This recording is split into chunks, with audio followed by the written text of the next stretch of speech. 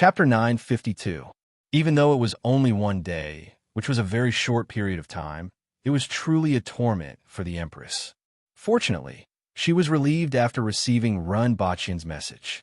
However, Renbachian didn't tell her his current location. After all, there were more than a dozen people looking at him. He used the radio station to communicate because they wanted to see a tool that could allow them to communicate from thousands of kilometers away.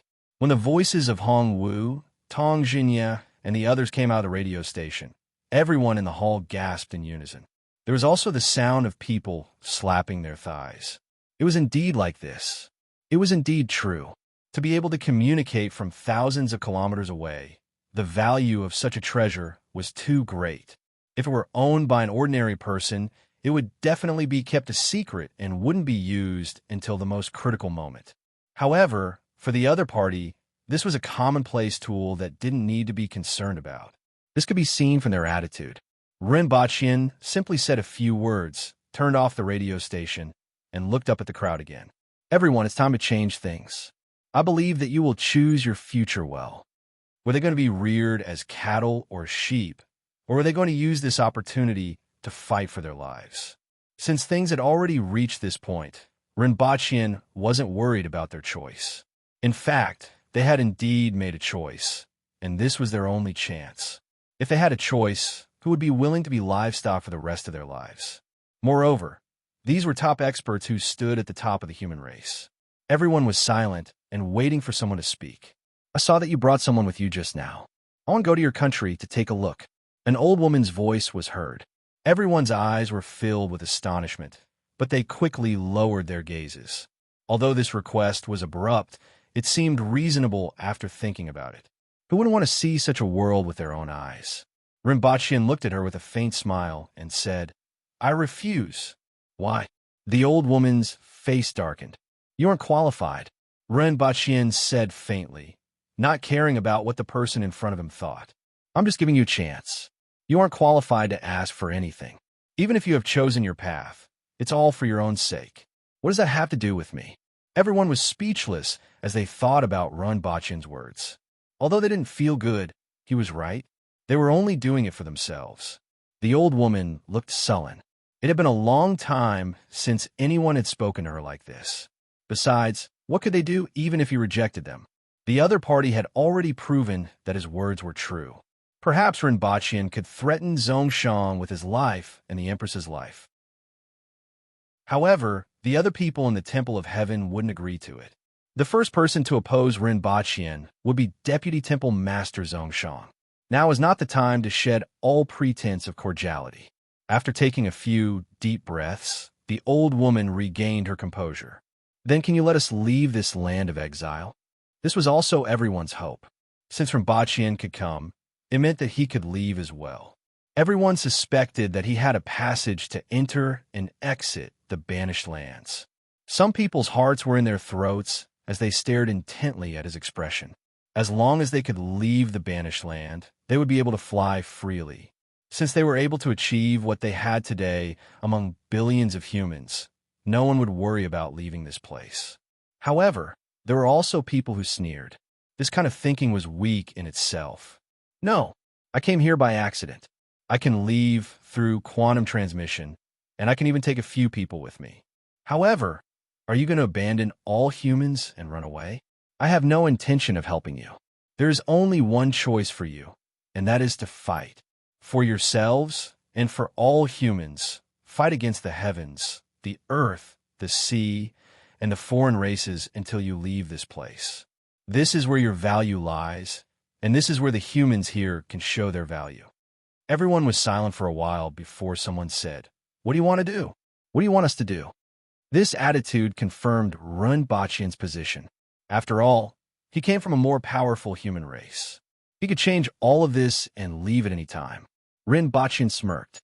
"Like I said, fight, war, defeat the heavens, the earth, the sea, and the enemy until you step on all the corpses in the world or stepped on by others. Of course, I will bring you technology, just like what I'm doing now. The development of technology requires time and resources. The experts of the human race also have the potential to compete with the experts of the enemy. However, before that, I have a request. Rinpoche's gaze slid across everyone's faces that were hidden in the shadows. Cut off your own rotten flesh. The purpose of the establishment of the Temple of Heaven is good. However, over the past thousands of years, the Temple of Heaven has become a malignant tumor within the human race. I hope to see your side that is valuable to the human race. In fact, what he wanted to say was to disband the Temple of Heaven. This land didn't need an uncontrolled organization with so many experts lurking in the dark. However, he also understood that this proposal was almost impossible to achieve. On the contrary, it would make everyone hostile to him, which wouldn't do him any good. Therefore, he simply buried this idea in his heart and thought of ways to rope them in later. This world would change faster and faster, and these old and rotten people would eventually be unable to keep up with the times and be abandoned by this era. After listening to Rinpoche's words, everyone had their own thoughts. Most of them were unconvinced, but no one spoke up because it didn't affect their interests. Who's Su Wuming? Rinpoche asked. I am. Are you asking me because of the nation? I can tell you that I was the one who did it. What do you want me to do? A thin old man with 100 strands of hair opened his eyes. His eyes seemed to contain a sword, and his gaze became like a sword that pierced people's skin. Rinpoche had some impression of this person because he didn't have any surprised reactions like the others. He just sat there quietly, but it was impossible to ignore him. Besides you, there are others, right? Rinpoche asked faintly. Su Wuming was silent. Although it wasn't difficult for him to kill Wu Kai, it wasn't his turn to kill ordinary warriors. The traces of weapons left at the scene also explained everything. I arranged it, when Xiaoxing said calmly. In fact, Rinpoche knew even if he didn't say it. Luowa sect was also your doing, right? Rinpoche asked again. It was arranged by the Corpse Dog Hall, when Xiaoxing replied. Rinpoche could feel everyone's eyes on him. After pondering for a while, he realized that this matter wasn't easy to handle. After all, Su Wuming wasn't an ordinary person. Regardless of his strength, he was also a member of the Temple of Heaven. Besides, this matter definitely wasn't decided by Su Wuming alone. If Rinpoche wanted to force him to death, how could the others sit back and watch? Needless to say, the fox mourned the death of the rabbit. Besides, there was still Wen Xiaoxing and the others. As for the matter of Luowa sect, he didn't care much. If that was the only thing, he would just smile and let it go. However, he couldn't let Wu Kai go. Even if the two sides were enemies before, according to the novels, shouldn't the enmity be resolved with a smile and no longer be pursued? Shouldn't the overall situation be more important? If he said this to the Empress, would she listen? Not to mention the Empress, even the other people in the court wouldn't agree. An eye for an eye and a tooth for a tooth was the habit of the Aboriginals. Rinpoche had been on the side of the Aboriginals since he came to this world, so he naturally had to stand on their side. Rinpoche pondered, but couldn't figure it out. In fact, he had considered this problem on Earth. However, this problem was still unsolvable. Rinpoche lowered his eyelids slightly and finally made a decision. A life for a life, a debt for a life. As soon as he said this, it was as if a volcano had erupted in the main hall and a tyrannical aura pierced the sky. Not far away, everyone in the fishing village stopped in their tracks and looked in the direction of the sea god temple with bewilderment. Baidu search 881 Chinese network. No advertising words. Chapter 953. A life for a life and a debt for a life. This voice was heard in the hall, and everyone was in an uproar. One by one, the doddering elders opened their eyes with a cold glint in them. A tyrannical aura swept through the hall, and cracks appeared on the statue in the temple of the sea god above. This was no longer a matter of Su Wuming, but of the entire Temple of Heaven. Su Wuming was the venerable of the Temple of Heaven, and everything he did represented the Temple of Heaven. Rinpoche's other requests could still be discussed, but the people of the Temple of Heaven couldn't agree to this one. Many of them were even angrier. Even if he was from another human nation, how dare he make such a request? Rinpoche lowered his eyes slightly and let those auras surround him. In fact, everyone had a sense of propriety and didn't directly attack Rinpochian with their auras.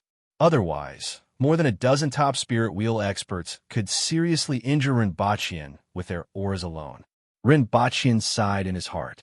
After going around in circles, everything had returned to the beginning, and the effect of his previous words had been wasted. How could he not know that the other party couldn't agree to this request? However, he still had to show such an attitude. This was because he was Zhao Prince Consort Deo. He couldn't tell the Empress and the court to give up their hatred for the sake of the overall situation, right? He couldn't do it. Whether emotionally or in other aspects, Deo was his home in this world. As for reason, Rinpochian felt that he was still in the right now, but unfortunately, the other party probably wouldn't reason with him. Forget it, let go back to the original position. Fortunately, there were still two gains. One was that he knew who the mastermind was, and the other was that he had at least saved his life. This was the most important thing. As for the Temple of Heaven itself, it was dispensable in Rinpochian's heart. Although they were indeed powerful and needed such tyrannical experts, they would definitely be able to go further after leaving Tianjing Basin, especially Su Wuming. However, as mentioned before, such a powerful and uncontrollable force was of little value to Rinpochian.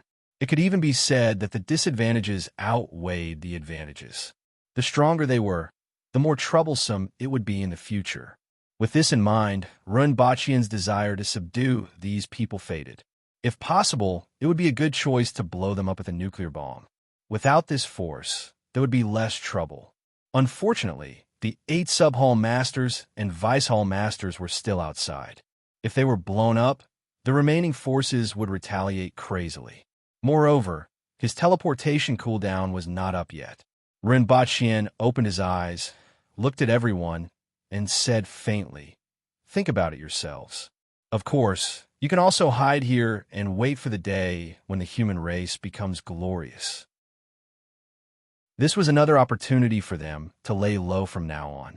With the skills of these people and the influence they had in the dark, it would be very difficult for the Empress to find them.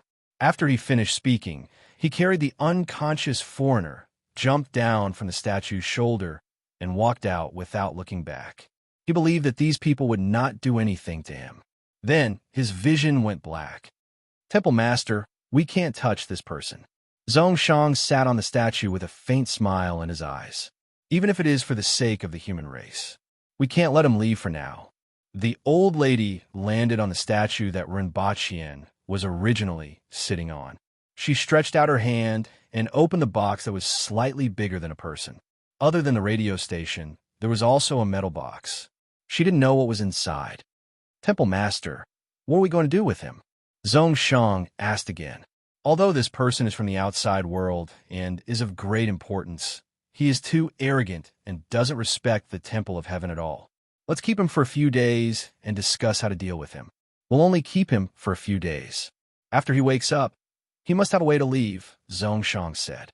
Although the old lady didn't say anything, she was quite happy. Originally, this person was a little troublesome, but now he was courting death. Whoever dared to agree to his conditions would be a traitor of the Temple of Heaven. In recent years, the pressure from Zhongshang to force her to abdicate had been increasing. Now, she could recruit Su Wuming and the others, who were originally neutral, which was also a good thing. With a shake of her feet, the radio station and the metal box flew out. When she opened the metal box, she saw a cylinder that was half the height of a person. It wasn't light, and its surface was completely made of metal. She didn't know what it was used for. The old lady returned to the statue with the cylinder and the radio station and repeated, "It's impossible to agree to his request. A life for a life." What a joke. This person came from the outside world, but he wasn't without weaknesses. Qi Zixiao was his weakness. Lock him up for a few days and don't let him wake up. Inform the sub-temple masters to come back for a discussion. "Chief, I'm very interested in this person. How about keeping him with me? You won't be worried with me guarding him, right?" Zhongshang suddenly said. The old lady's eyes flickered. She originally wanted to keep Rinpochian by her side to see why the soul worm didn't work. She sensed that the soul worm was fine at the moment. However, since Zhongshang had spoken, she couldn't refute. Moreover, if something really happened to this person, she would have an excuse. The old lady nodded. This person is very important. Deputy, don't let anything happen to him. Of course. Zhongshang laughed. That's all for today.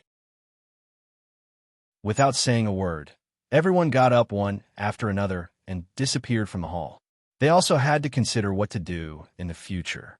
Many people were also sighing in their hearts.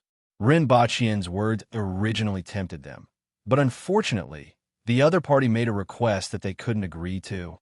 The future situation was a little unpredictable. They really needed some time to weigh their options. Su Wuming took a deep look at Ren Baqian and left without saying a word. It wasn't until Zhongshang left with Ren Baqian and the strange man that the old lady snorted and sat there with her eyes closed. After a full hour, the stone statue under the old woman suddenly moved.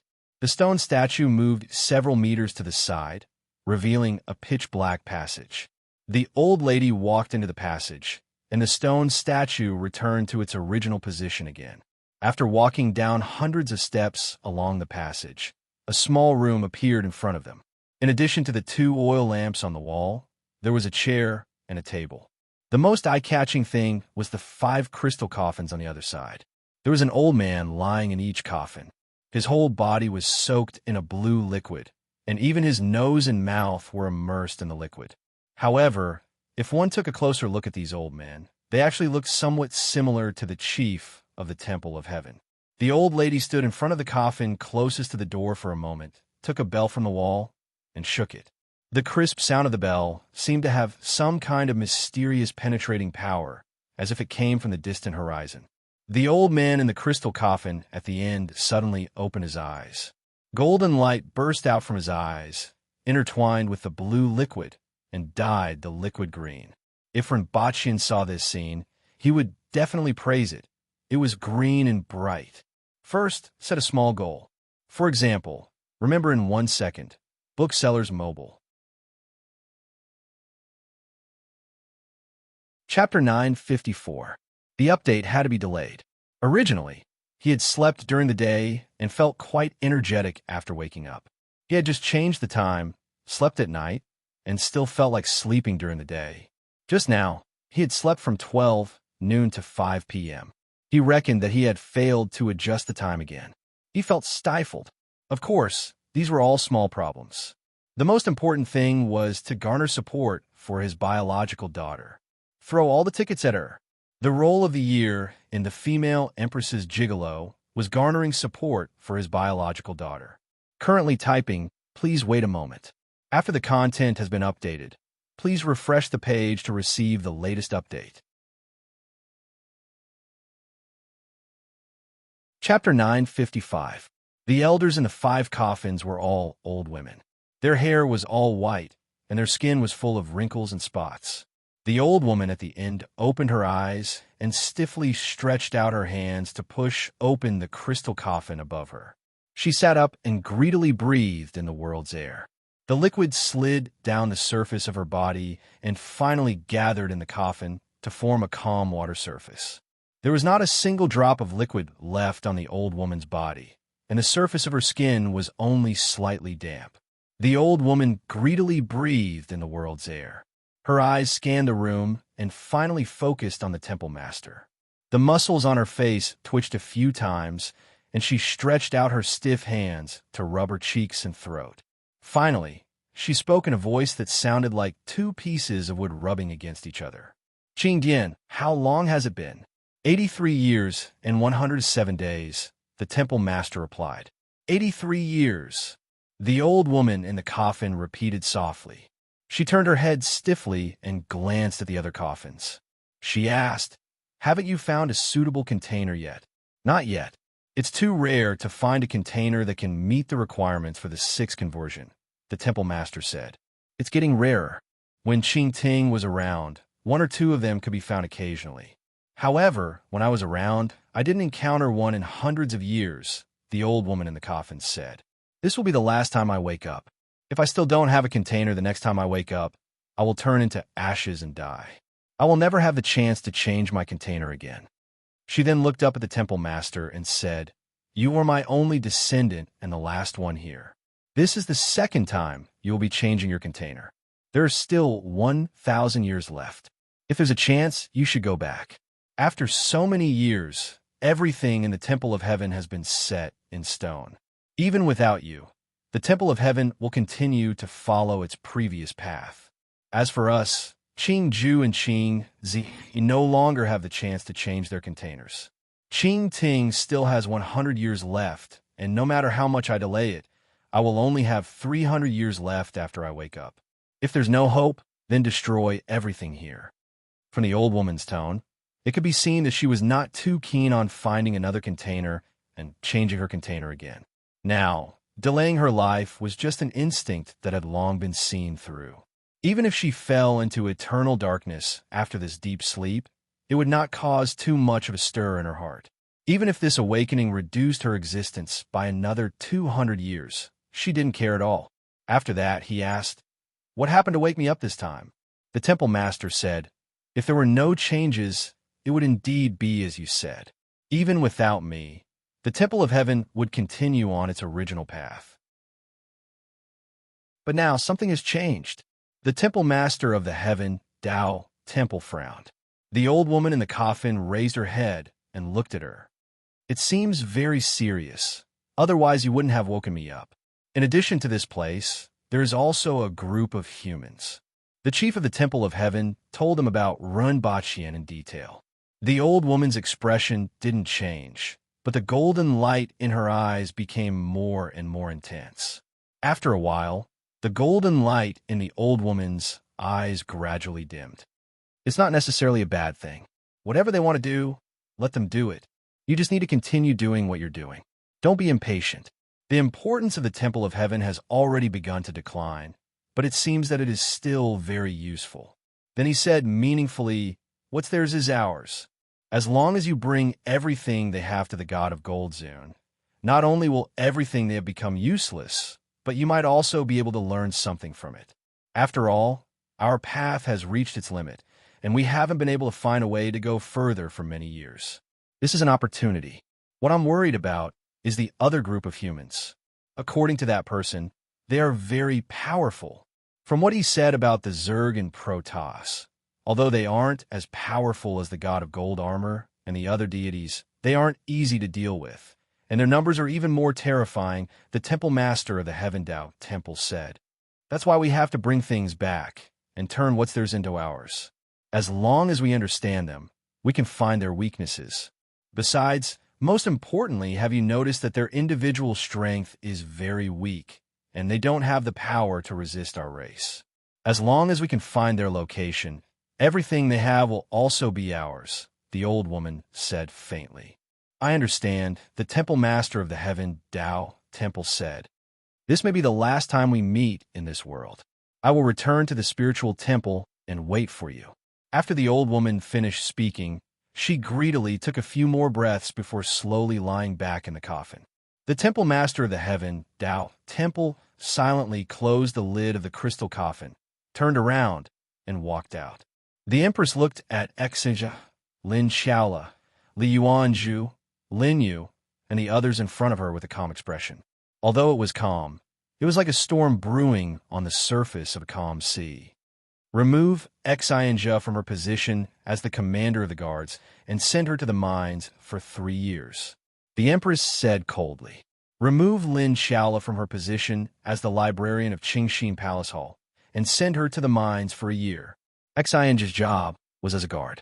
After such a big incident, she was only sent to the mines for 3 years because nothing had happened to Renbachian. If Renbachian hadn't contacted her through the radio, the Empress would have thought of pulling Exinja down and beheading her. Exinja silently bowed to the Empress, took off her helmet, put it on the ground, and began to take off her armor. Zidonglai looked down and stood to one side. Exinja took off her armor. In addition to safety pants, there was also a sports vest that was given to her by Renbachian. Give her a set of coarse clothes and immediately send her to the mines, the Empress said in a deep voice. She turned to look at Lin Xiaola, only to see her head lowered and not saying a word. However, her nose was bubbling. The Empress was a little angry, even though she knew that this situation was normal for Lin Xiaola. Lin Xiaola, add one more crime, and send her to the mines for 3 years as well. Lin Xiaola was speechless. Drag her away. Eh, is it over? What did Her Majesty say?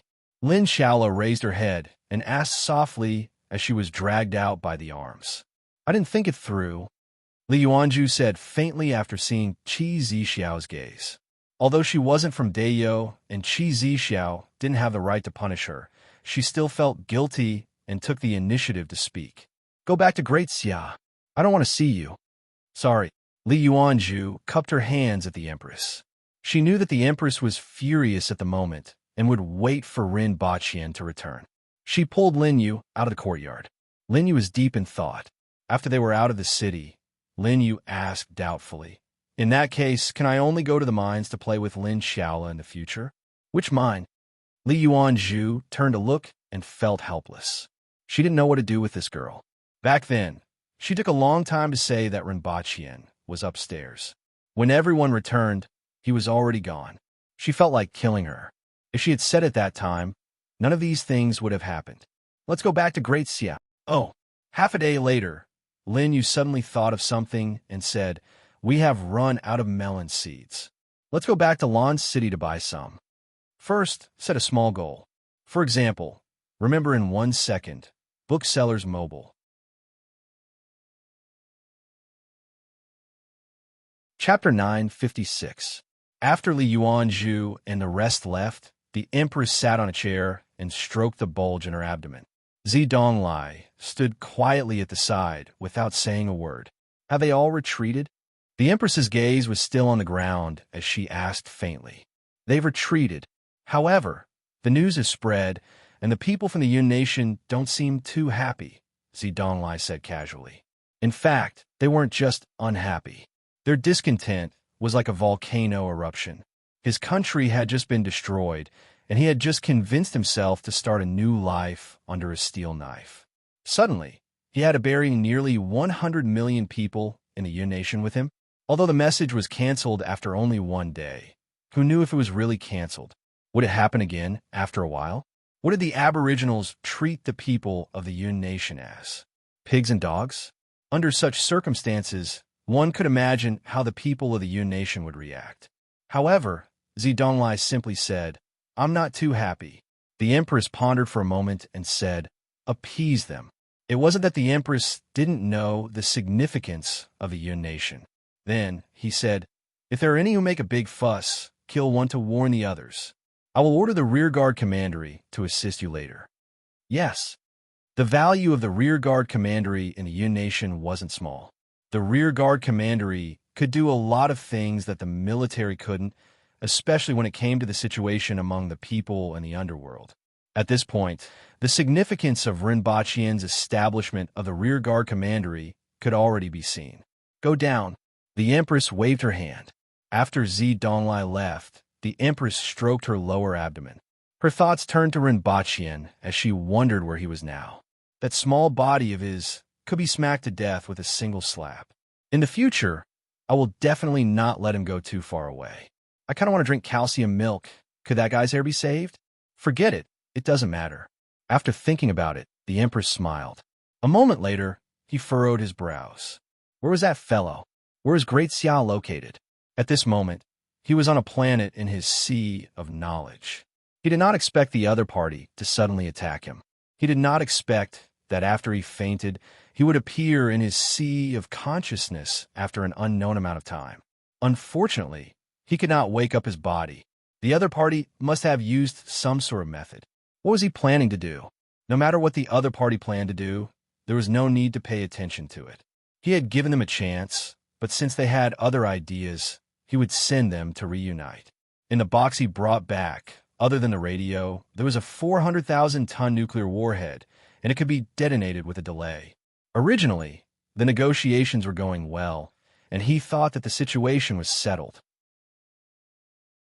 The nuclear bomb was just a precaution, but he didn't expect that it would actually be used. It was a pity that he had wasted so much time and effort. Rinpochian felt a little regretful. In the end, he still had to take this step. There were many experts in the Temple of Heaven, and if one were to select carefully, there would still be people who could be of use. Unfortunately, he didn't have the time or opportunity to do so. Compared to them, his strength was still too weak. Just like this time, he had no ability to resist at all. It was better to send them on their way. After a while, he began to study the city below again. This new city was the core of Dayo and would be the center of the entire human race in the future, so it had to be as perfect as possible. In the endless darkness of the starry sky, a silkworm-like insect was flying into the distance. Not knowing how far ahead it was, there was a colorful area. It seemed to be even bigger than the previous balls. The human's knowledge bead was probably hidden there.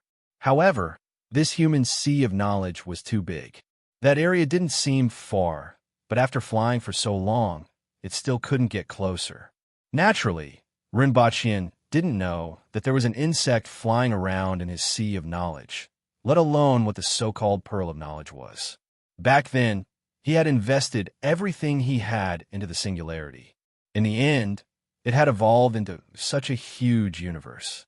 After staying in his sea of knowledge for an unknown period of time, Rinpoche felt a suction coming from a certain point in his sea of knowledge. He knew that he could finally wake up. After a moment of dizziness, Rinpoche finally felt the existence of his body. He had to admit that it was convenient to use the divine sense in his sea of knowledge, and he could even shout, "I said, let there be light." However, without a physical body, it always made him feel empty. When he opened his eyes, he found himself on a couch. The surrounding environment was an antique and rather exquisite room that was mainly made of brown solid wood. A faint fragrance lingered in front of his nose, making him want to take a deep breath and swallow it into his stomach. In addition to himself, there was an old man sitting on a chair in the room, holding a cup of tea and slowly sipping it. The old man looked gentle with a faint smile in his eyes. He wore a green robe and sat very straight. "Mr. Run, I was rude before." Rinpoche sat up from the bed and felt his body, but there was no discomfort. After feeling his body, Rinpoche looked up and asked, "Who are you?" It was too dark in the hall earlier, and he couldn't see the faces of everyone clearly. It was difficult for him to recognize the person in front of him. "I'm Zongshang, one of the deputy temple masters of the Temple of Heaven." Rinpoche nodded. It turned out that this person was Zongshang. Temple Master Zong. How much time has passed? For days. That was enough time. Rinpoche turned his gaze to the furnishings in the room and looked at them with some regret. "Mr. Run, don't you have anything to ask?" Zongshang asked with a smile. "What do I need to ask?" Rinpoche asked faintly. "I've given you a chance to choose." Zongshang's eyes darkened. "Mr. Ren, we can't hand over Su Wuming. He represents the Temple of Heaven. I've also given you a chance to disappear from now on," Rinpoche said bluntly. "However, it seems that you think I'm joking with you."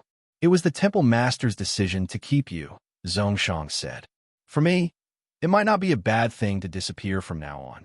The Temple of Heaven has carried too many burdens for too long." Rinpoche sneered, turned his head, and continued to look at the furnishings. In fact, there have always been two voices in the Temple of Heaven. One of them represents the current actions of the Temple of Heaven, while the other expresses disgust with some of the actions. "You mean that the Temple Master is the former, and you are the latter?" Rinpoche asked with his back facing Zongshang. "That's right. However, we're too few in number and aren't strong enough to change the situation of the Temple of Heaven." Zongshang nodded with a smile. "Therefore, I came to see you in the hope of cooperating with you." "What qualifications do you have to cooperate with me?" Rinpoche was finally a little interested, but his words lacked interest and weren't polite at all. For so many years, the Temple of Heaven has been in the dark, watching the changes in the world and grasping a lot of things. I think there should be a place where you can use it. Rinpoche's heart skipped a beat. The other party's attitude was quite humble this time. "Tell me about it." The smile on Zongshang's face slowly faded, and he said seriously, "Kill the Temple Master. He's not human. First, set a small goal. For example, remember in 1 second, Booksellers Mobile. Chapter 9:57. The person who killed the chief of the temple isn't human. Hearing these words echoing in the room, Rinpoche's heart skipped a beat. He turned to look at Zhongshang and saw that his face was serious and his eyes were filled with killing intent. Zhongshang's face, which originally looked gentle and kind, was now a little fierce. "How did you know?" Rinpoche asked in a deep voice. He had wondered if there would be foreign races in the temple, but it was just a thought. He didn't expect that there would be people in the temple who knew about it. The seriousness on Zhongshang's face eased slightly. He got up and walked to Rinpoche's side. He moved a shelf, and it slid silently to the side, revealing a tunnel. "Please follow me." Zhongshang got up and walked down. He took a flint from the wall next to him, lit a torch, and the tunnel was immediately illuminated. The two of them walked all the way down and finally came to a secret room. "Your defenses aren't very tight," Rinpoche said lightly. How could the chief of the temple and the foreign races be placed in such a simple secret room? If someone else had come in by mistake, Zhongshang would have turned into ashes by now. It looks simple, but in fact it requires special finger strength to knock dozens of times in an instant. Other than me, no one can come in unless this residence is razed to the ground. However, at that time, our branch will probably be extinct. It won't be a big deal even if we are discovered, Zhongshang explained as he led the way. Rinpoche finally understood. "Your branch?" Rinpoche asked again. When the temple was founded, there were a total of 42 ancestors, and a total of 31 branches were passed down. Over time, these 31 branches became 19 branches. There are exactly 8 chief, 2 deputy chief, and 1 chief. Rinpoche did some calculations and found that this number was just right. Where there are people, there will be disputes. Zhongshang sighed. Rinpoche immediately knew where this number came from. However, about half of them died without knowing why. Zhongshang said again. As he spoke, he lit a few oil lamps hanging on the wall in the secret room, and everything in the room was suddenly revealed. There was nothing in the space, not even the simplest stool. Instead, the walls were full of paintings. Upon closer inspection, they were all women. What was surprising was that one of the portraits on the wall was of a young woman, another of an old woman, then another young woman, then another old woman, and so on. Zhongshang pointed to 2 of the pictures and said, "This is the first temple master Yujing. This is after she grew old. This is the second palace master of the Yujing Palace, as well as after he grew old."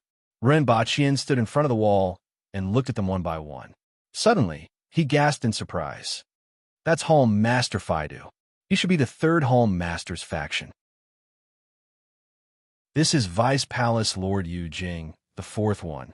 This is the Deputy Palace Master of the Palace of Heaven, the 5th. Zhongshang introduced the paintings one by one. If one only looked at the pictures of them when they were young, one wouldn't be able to see much. They had different appearances, different temperaments, and different beauty and ugliness. However, if one looked at the portraits of their old age, one would see that all of their faces were somewhat similar. No matter what their faces were like when they were young, whether they were peerlessly beautiful or ugly, when they grew old, they actually looked quite similar. They were even exactly the same. For example, the 1st Temple Master Yujing, the 4th Deputy Palace Master Yujing, the 7th Temple Master of the Palace of Heaven, and the 14th Temple Master of the Cane Temple. For example, the 2nd Temple Master Yujing, the 11th Temple Master Yujing, and the 14th Temple Master of the Palace of Heaven. They were almost carved from the same mold. However, when they were young, these people had almond-shaped eyes, slanted eyes, oval faces, and round faces. However, when they grew old, they actually looked like they were carved from the same mold. In addition, the appearance of each temple master was also quite similar, especially their eyes, which seemed to have a kind of, due to their martial arts, their lifespan is longer than that of ordinary warriors. Therefore, very few people can discover the changes in their appearance. Rinpoche was a little puzzled. Why did you draw every temple master? Because every one of them was a woman. Upon hearing this answer, Rinpoche felt that Zhongshang's faction was actually quite pitiful. Because the first 2 temple masters Yujing were quite popular, some people naturally kept their portraits at that time. However, some problems were discovered after that. They were too similar in their old age. Zhongshang continued. Rinpoche felt that there should be more than 2 temple masters. Just 2 temple masters didn't mean anything. Zhongshang definitely wasn't telling the truth. However, this had nothing to do with him. He wasn't interested in the dark history of Zhongshang's faction. He wasn't interested at all. What was wrong with men being a little wretched and perverted? At first, we thought that it was because of their martial arts, but that wasn't the case. They were always secretly looking for a replacement, which wasn't surprising. We were the same. However, their approach seemed to be somewhat different. In a short period of time, the strength of those who took over would increase greatly, and the original temple master would die. Those who took over would be promoted in a very short period of time and be very familiar with many things, which was why we were aware of the problem. In fact, 1,000 years after coming to this land, the human race had a renaissance. At that time, many outstanding people were born. There were 11 people in the world who had reached the level of opening up heaven and earth and thousands of spirit will experts. At that time, some people proposed a return to their homeland, and even many people in the Temple of Heaven thought so. This was because the reproduction ability of the foreign races was far inferior to ours, and their recovery ability wasn't as good as ours. At that time, large areas of land were empty. As long as they found a place to stay and persisted for more than 10 years, it was possible for them to regain their foothold and return to their homeland. However, this idea was later interrupted, and they killed those outstanding people who wanted to leave. They were also the ones who caused all of this. From then on, our faction began to pay attention to them and finally discovered the truth. In fact, it wasn't just us. There were others who also discovered it, but they later died for various reasons. Only we have survived until now. Zhongshang briefly recounted. Why didn't you say it out loud? Wasn't the entire Temple of Heaven a match for her alone? Rinpoche asked. She wasn't alone, Zhongshang replied. Back then, someone revealed this news in a meeting attended by half of the people. As a result, 5 factions completely sided with her and survived. In addition, the temple masters of 11 factions died, and 4 of the factions that didn't have a successor were completely destroyed. Rinpoche sneered after hearing this. There were actually people who sided with the foreign races. Zhongshang also looked a little ashamed when he talked about this matter. No one knows what happened at that time. However, one thing is certain. Her faction was stronger than it looked on the surface, and it might even be stronger than all of us combined. This was why 11 temple masters died, and 5 temple masters had no choice but to side with her. After that, my faction didn't dare to act rashly, because we should be the only ones who knew the truth. Zhongshang sighed. If we were also severed, then the Temple of Heaven would really become a lackey of the foreign races. I originally thought that I wouldn't have a chance in this generation, but I didn't expect to meet another human faction. I felt that the opportunity one had been waiting for had finally arrived. From a story you told, you should have very powerful weapons that are enough to fight against her, Zhongshang said. Su Wuming surpassed the spirit will level, right? He wasn't her match, either? Rinpoche suddenly asked. There's still 1 or 2 people in every generation who can reach the heaven and earth domain. Back then, there were also experts who weren't weaker than Su Wuming, Zhongshang said. Rinpoche raised his eyebrows. He originally wanted to blow this place up, but the emergence of Zhongshang made it a little difficult to deal with. Rinpoche did have a powerful weapon, but it also had a large area of effect. When that time came, it would be impossible for others to leave except for him. Otherwise, the other party would also notice that something was wrong. As for whether Zhongshang's word were true or false, Rinpoche didn't have much doubt. This was because the old woman's reaction at that time had already made him feel strange. If the other party was from the foreign races, then it would make sense. Baidu search 081 Chinese network yen. No advertising words.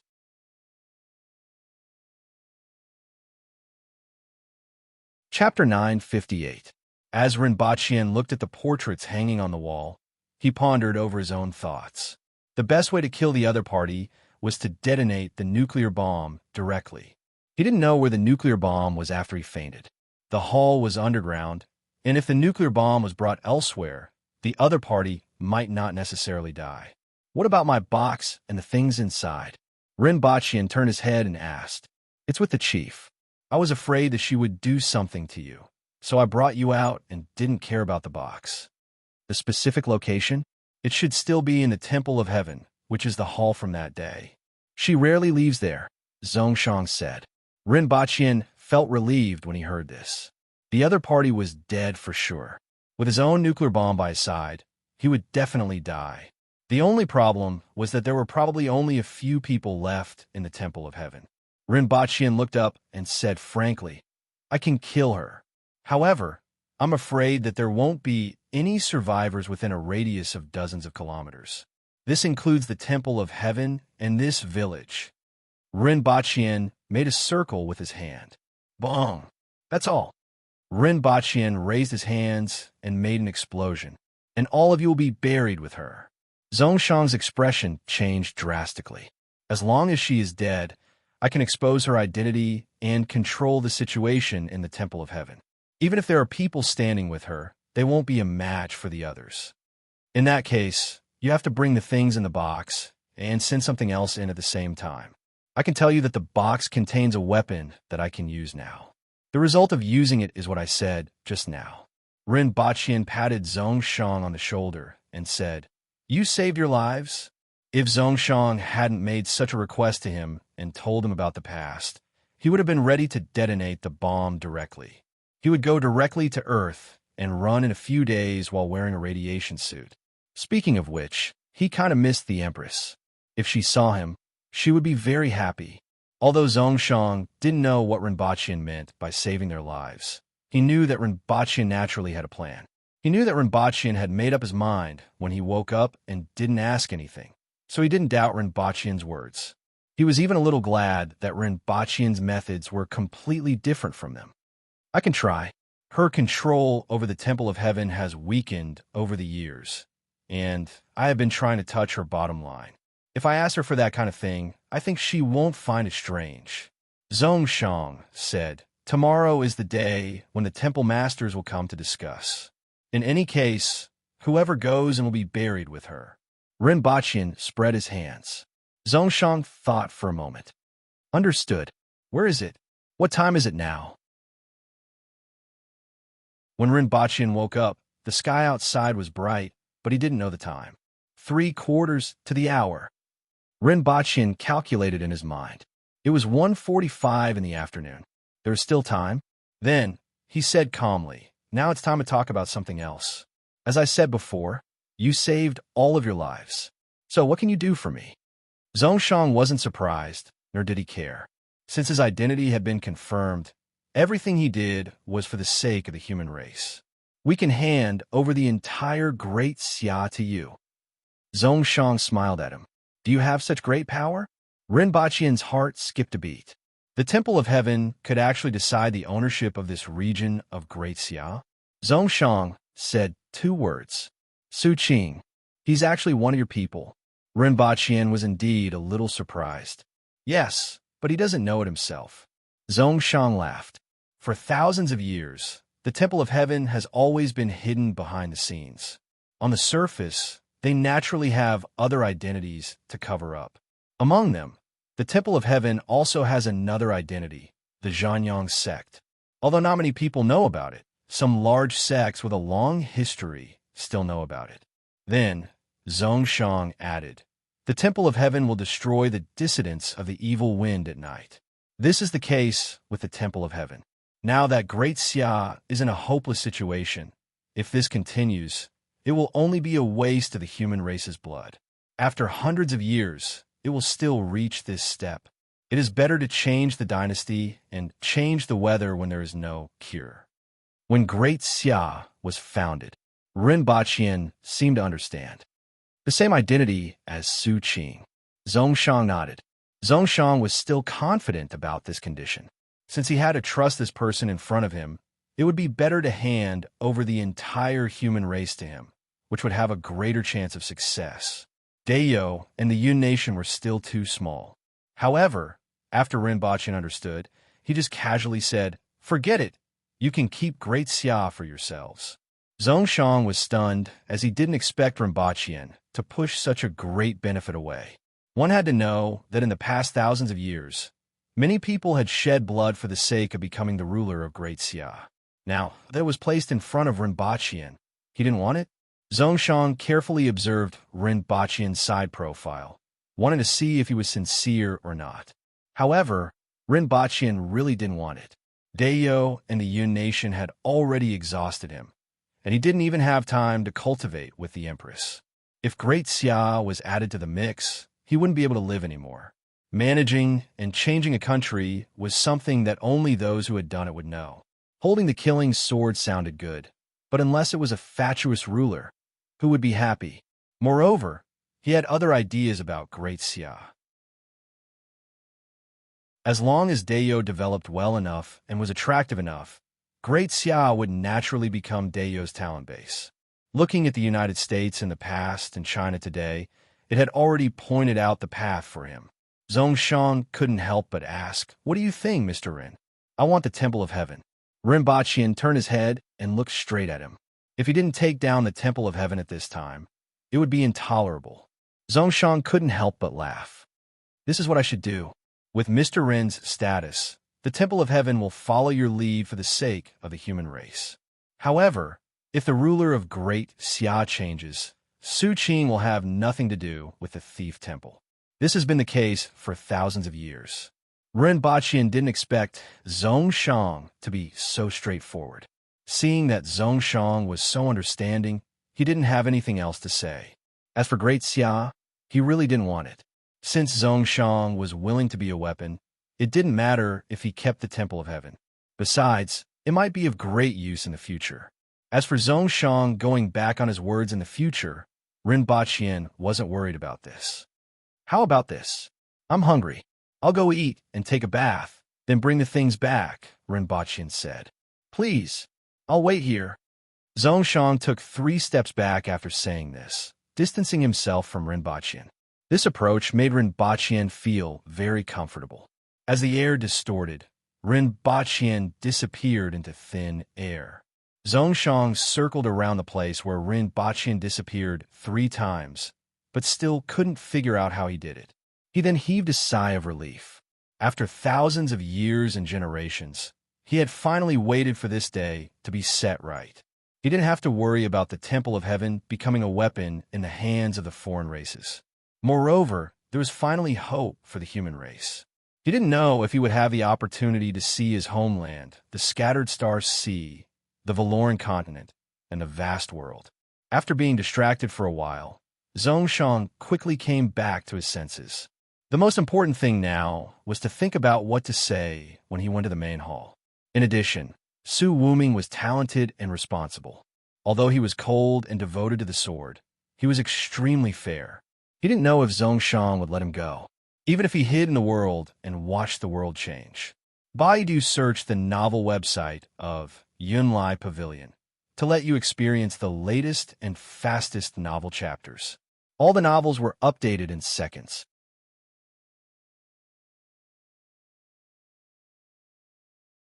Chapter 959. When Rinpoche came back again, he was wearing baggy pants, a t-shirt, and sunglasses. Zhongshan couldn't help but take a few more glances at this strange outfit. In addition, there were 2 more boxes in his hands. He casually opened the box in his right hand. Inside was a metal box similar to the one in the previous box. However, this time it was not 400,000 tons, but 10,000 tons. The yield was not small, but it was detonated underground, so the gas produced by the explosion could not spread quickly. A large number of particles, photons, and rays, as well as the accompanying sound waves after tearing through the air, would also be reduced. It would affect the village, but there should not be too many casualties. Did the various hall masters return today? "You can leave those who don't deserve to die outside," Rinpoche said. Zhongshan smiled bitterly at first. There were more than 40 people, and at least half of them didn't deserve to die. If these people were left outside, the people inside would be suspicious. After thinking about it for a while, he realized that it did not matter if they were suspicious. Even if 1 or 2 people came out, it would be fine as long as the temple master did not come out to check. Once the temple master of heaven was dead, the rest would be easy to deal with. All right. Zhongshang nodded seriously. Then it's settled. Send me a signal.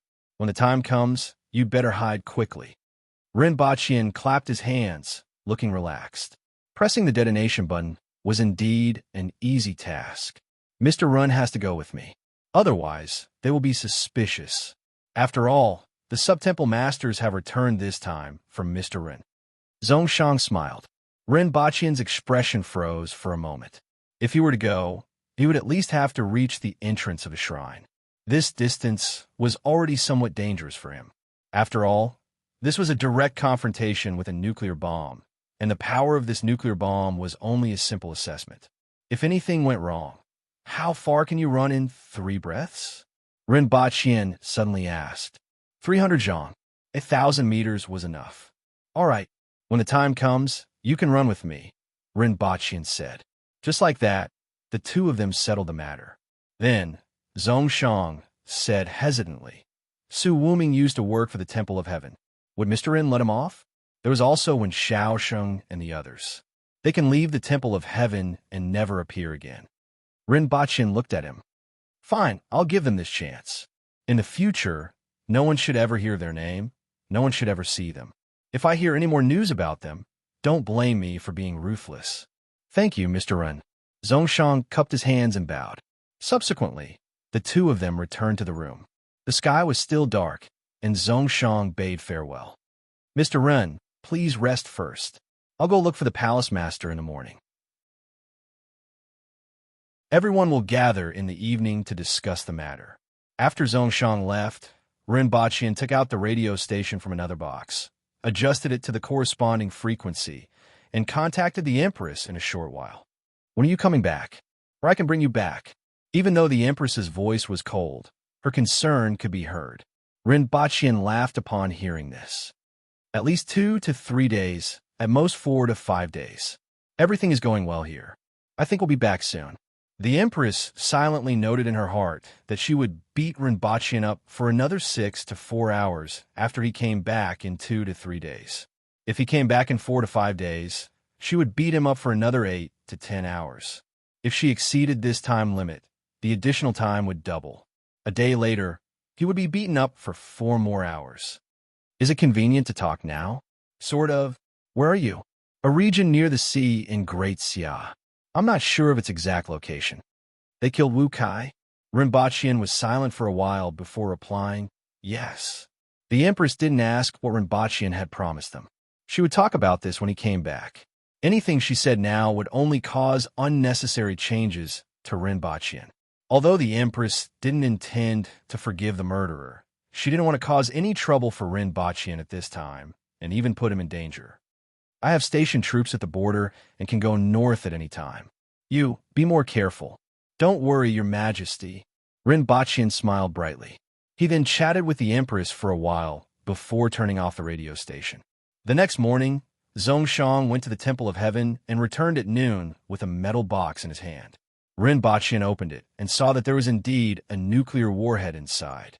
In this way, everything was ready except for the final push. She's a little suspicious, Zhongshang said. Will it affect her? Rinpoche turned to look at him. I don't think so. She won't leave the Temple of Heaven easily.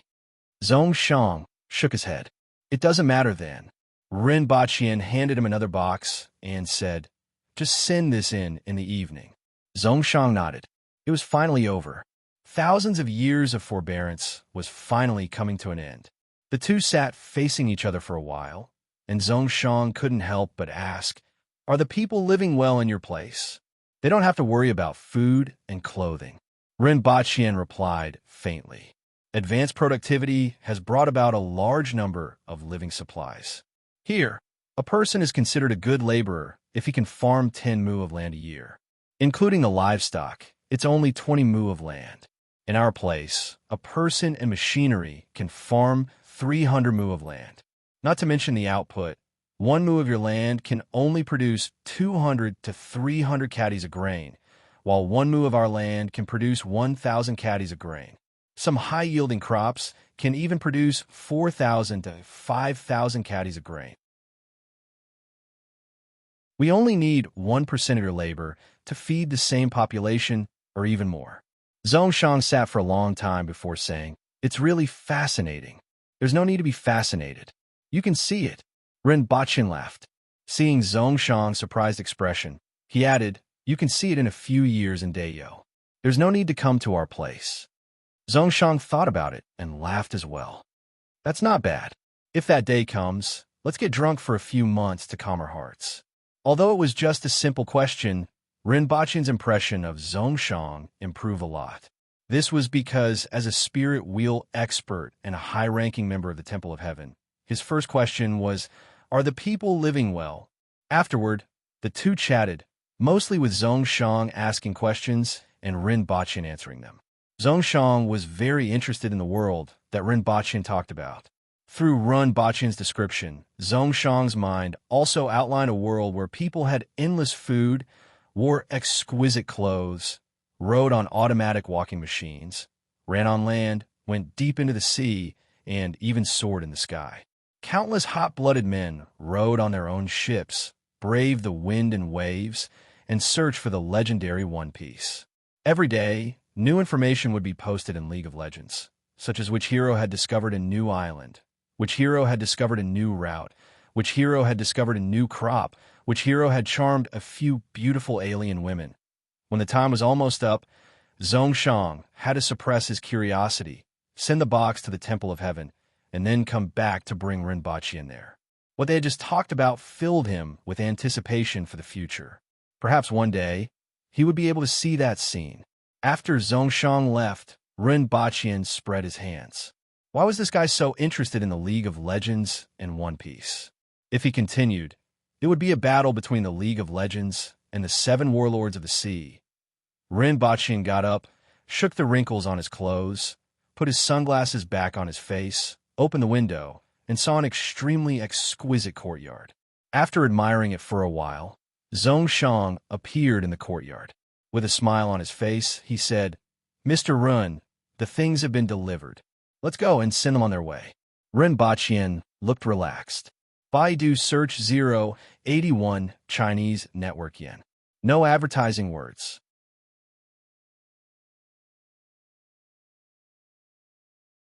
Chapter 960.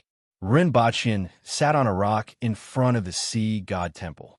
Not far in front of him was Zhongshan, looking in the direction of the temple with a gentle smile on his face. He had just witnessed a branch hall master enter the divine temple. A gust of wind blew past, and a malnourished, skinny man with dry hair and an abnormally pale face appeared in front of Rinpoche and Zhongshan. His body was wrapped tightly in a large black coat. "Deputy Palace Master, why don't you go in?" the man asked with a smile. "So it's Bohai. You can accompany me here to wait for a few people."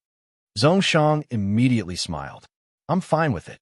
Bohai turned to look at Rinpoche and asked softly, "What are you trying to do?" "You'll know soon." Zhongshan smiled and changed the topic. Bohai furrowed his brows and shook his head slightly. "You know my body's condition. I caught a cold on the way here. Let's go in and rest a bit." After saying that, he cupped his hands at Zhongshan. Zhongshan's expression darkened, and he stopped talking. He turned around and watched Bohai enter the sea god temple, his eyes filled with regret. She wanted to help him, but it was a pity. Rinpoche watched everything coldly from the sidelines with a sneer on his face. This was really like the king of hell telling you to die at midnight. But who would be able to keep you alive until midnight? However, Zhongshan didn't ask them to stay after the rejection, which made Rinpoche very satisfied. Zhongshan was very wise to save those that he could and give up on those that he couldn't. The scariest thing these days was to have a lousy teammate. If that was the case, he might as well just leave and blow everyone up. Rinpoche watched coldly from the sidelines as the people came one by one. Some people began to stay by Zhongshan's side. Although they were puzzled, they still waited for Zhongshan's explanation. In the evening, in addition to Zhongshan and Rinpoche, there were 13 other people waiting outside the sea god temple. This included Su Wuming and Wen Shaosheng. To be honest, Rinpochian hoped that the two of them would go in so that he could blow them up and make the Empress happy. It could only be said that these two people were not fated to die. "It's time," Rinpochian said faintly as he got up from the rock and stretched. "Vice Palace Master, what's going on?" The one who spoke was a graceful woman in black with a veil over her face. This person was the Fu Shi Palace Master, Fei Yin. "I have a few words to say to everyone." Zhongshang turned around and said to everyone. Everyone's eyes narrowed as they knew that the show was about to begin. They had all seen how Zhongshang had been testing the Temple Lord all these years. These people were either trying to persuade Zhongshang to reconsider or simply standing on his side, which was why they were here. He didn't know what Zhongshang was going to say. They wouldn't want to start an internal strife, right? Zhongshang wouldn't be so unwise. While everyone was pondering, they saw Zhongshang carrying Rinpochian and speeding away. "Everyone, please take a step forward." "Hall Master Zong, what are you trying to do?" A figure appeared in front of the celestial temple and shouted, "Qin Yang." Zhongshang ignored him and didn't stop. Everyone hesitated for a moment. A few of them gave Qin Yang a look before catching up to him. Qin Yang's face was filled with anger and resentment. What was this Zhongshang trying to do at this moment? In the main hall, the Temple Lord's face was gloomy, and his eyes flickered. What exactly was Zhongshang trying to do? He shouldn't have been kept alive all these years. The others either closed their eyes and remained silent, or their eyes flickered. Some people thought that Zhongshang was stopping the others outside and wondered if he was going to break ties with the Temple Lord. Some people were also thinking about Rinpochian, but unfortunately, there was no way to make him give in. What exactly did the Temple Lord want? Just as everyone was having all kinds of thoughts, and Qin Yang was hesitating whether to catch up, Rinpochian pressed the button in his hand with a relaxed smile. At that moment, everyone felt a great sense of danger coming from under their feet. Their hair stood on end as they immediately ran forward with all their might. A loud, dull sound was heard almost at the same time as the ground shook. Almost instantly, the sea god temple disappeared. It was replaced by a pillar of fire that soared into the sky, mixed with broken bricks and stones. The ground was shaking and swaying as if an earth dragon was rolling under their feet. Cracks appeared on the ground as the flames surged underground, looking for a vent, and erupted with mud and gravel. With a loud sound, holes appeared one after another on the ground, and flames rose into the sky. A large amount of soil burned and turned into a rain of fire in the air. When they turned around and looked behind them, they saw that the world had completely changed. The sky was reflected in a fiery red, and the ground was like a nation of fire. Countless cracks and flames were spread all over it, and they were still increasing without any signs of abating. The shaking under their feet didn't stop, and noises, screams, and the sound of houses collapsing could be heard from the nearby fishing village. What the hell is happening? Everyone turned to look in that direction. The ground and air within a radius of more than a kilometer were filled with pillars of fire, flames, and scorched earth. Accompanied by continuous collapses and explosions, it was like purgatory. In particular, the original location of the sea god temple had become a nation of fire. Grayish-white smoke and all kinds of dust gradually formed a mushroom-like cloud in the sky, along with the flames. Everyone looked ahead in horror. Rinpochian, who was wearing sunglasses, felt a little regretful that the explosion had been detonated underground. The scene seemed to be much smaller and less artistic. However, for these people, this artistic scene was already shocking beyond their expectations. He could feel that Zhongshang's body had completely stiffened. Even Zhongshang, one of the initiators, didn't expect the momentum to be so terrifying. This was coming from underground, and the Temple of Heaven was dozens of meters underground. If it was like this on the surface, then the people underground probably wouldn't even have their bones left. "Zhongshang, what did you do?" Su Wuming turned his head to look at Zhongshang and Rinpochian with a murderous look in his eyes. It seemed like he could draw his sword at any time. Everyone else also had a horrified look on their faces. The chief of the Temple of Heaven isn't a human, but a foreigner. For thousands of years, the Temple of Heaven has been influenced by foreigners and has become a weapon in their hands. Zhongshang said bluntly. What did you say? Everyone was stunned. Even the scorched earth in front of them didn't shock them as much as this sentence. Nonsense. Nonsense. Zhongshang, you colluded with outsiders to rebel and even killed the hall chiefs. You are a sinner of the Temple of Heaven. A sharp shout came from not far away. Qin Yang's body was covered in scorch marks, and his face was covered in dirt. His eyes were flickering. Don't you know whether she's a foreigner or not? Do you really think that no one knows what happened 3,000 years ago? Zhongshang sneered. Nonsense. Qin Yang rebuked, and his eyes flickered even faster. I'll let you know and make you die convinced. The evidence that the chief of the Temple of Heaven is a foreigner has always been in my hands. Everyone, follow me. Zhongshang said to the crowd. I want to see what evidence you have. You clearly colluded with outsiders to rebel and still tried to deceive us. Zhongshang, you will die a horrible death. Qin Yang scolded. We will soon find out who will die. Zhongshang turned to look at him and sneered. Then he led the way to the fishing village. At this time, nearly half of the fishing village had collapsed. Fortunately, the fishing village was made of wooden houses, and it was a distance away from the sea god temple. Thus, there were not many casualties. However, people were still panicking. Many powerful people appeared outside the village and looked at the area shrouded in flames with panic on their faces. When they saw Zhongshang and the others coming over, they calmed down and quickly asked, Sirs, what happened? Go back first and do what you need to do. Don't panic. We will summon you later. Zhongshang waved his hand and asked everyone to retreat.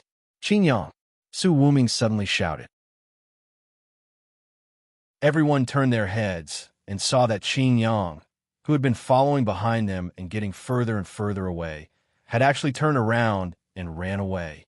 Ran away. After a few flashes, they could no longer see him. He didn't even dare to confront Zhongshang. Now that everyone knew what was going on, they immediately believed Zhongshang's words. Everyone was shocked and angry. They didn't expect the chief of the temple to be a foreigner. They didn't expect Qin Yang's branch to have known about it thousands of years ago. However, he had been hiding it for thousands of years because he was a foreigner. Su Wuming's face turned green and red. He shouted angrily and rushed straight into the sky. In just a moment, everyone felt a majestic sword intent coming from afar. First, set a small goal. For example, remember in 1 second, Booksellers Mobile.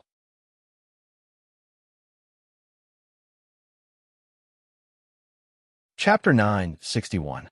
After a while, Su Wuming returned with Qin Yang, who was covered in blood. Su Wuming's face was also livid.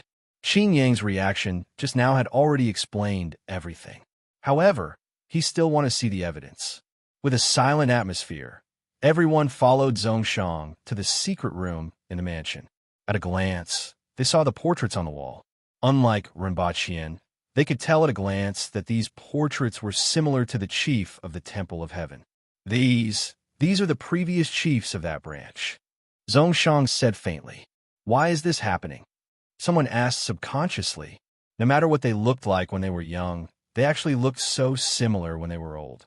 Zhongshang silently pressed a few times on the wall, and 2 stone slabs on the ground directly flipped up, revealing a coffin below. You will know after seeing this. Zhongshang took out the coffin as he spoke, revealing a dried corpse inside. It wasn't rotten, but it was almost completely dehydrated, and its appearance couldn't be seen. This is the chief of the Temple of Heaven from 3,300 years ago, Zhongshang said without waiting for anyone to ask. 3,300 years ago? The chief of the Temple of Heaven? Everyone was shocked. How could the corpse of the chief of the Temple of Heaven from 3,300 years ago be here? When Xiaoshang suddenly said from behind the crowd, 3,300 years ago, the chief of the Temple of Heaven, Qing Lan, had a fierce battle with Fu Yidao, Jin Wuming, and Gongyang Pinji. The 3 of them died, and she was seriously injured. On her way back to the Temple of Heaven, she accepted a disciple and died after explaining some matters. Her disciple, Qin Kong, later became the 21st chief of the Fida Temple. Zhongshan nodded slightly. As expected of one Xiaosheng, he was famous for his encyclopedic knowledge. Not bad. Back then, Qin Lan accepted a disciple, but in fact, this disciple was already prepared. For them, the human body is a vessel that can be abandoned and manipulated at any time. Originally, this body should have been destroyed, but Qin Lan needed some time to adapt to the new body after she had just changed her body. My ancestor found an opportunity to steal this body. You mean, our bodies are their vessels? Someone asked subconsciously. That's right. As he spoke, Zhongshan turned the body over, and everyone found that the back of the head was completely open, with some shrunken greenish-gray matter inside. The original brain tissue is almost gone, replaced by this substance. In order to confirm this, the patriarch specially stole a few corpses and opened them to compare, said Zhongshan. In fact, even if they didn't steal corpses for comparison, it wasn't the first time these people had beaten people's brains out. What about the internal organs? Rinpoche frowned and suddenly asked. The internal organs are still there, just like a human, Zhongshan said. What does Mr. Rin know? It's somewhat similar to a creature that I've seen before. However, that creature is a parasite that lives in the chest cavity. It uses its body as a substitute for the internal organs and controls the body. Although it can move, it doesn't have any reaction to the outside world, Rinpoche said. The corpse reminded him of the herdsmen and the jade-waisted slaves. Before the jade-waisted slaves transformed into butterflies, this was how they parasitized humans. He wondered if this alien race was related to the herders.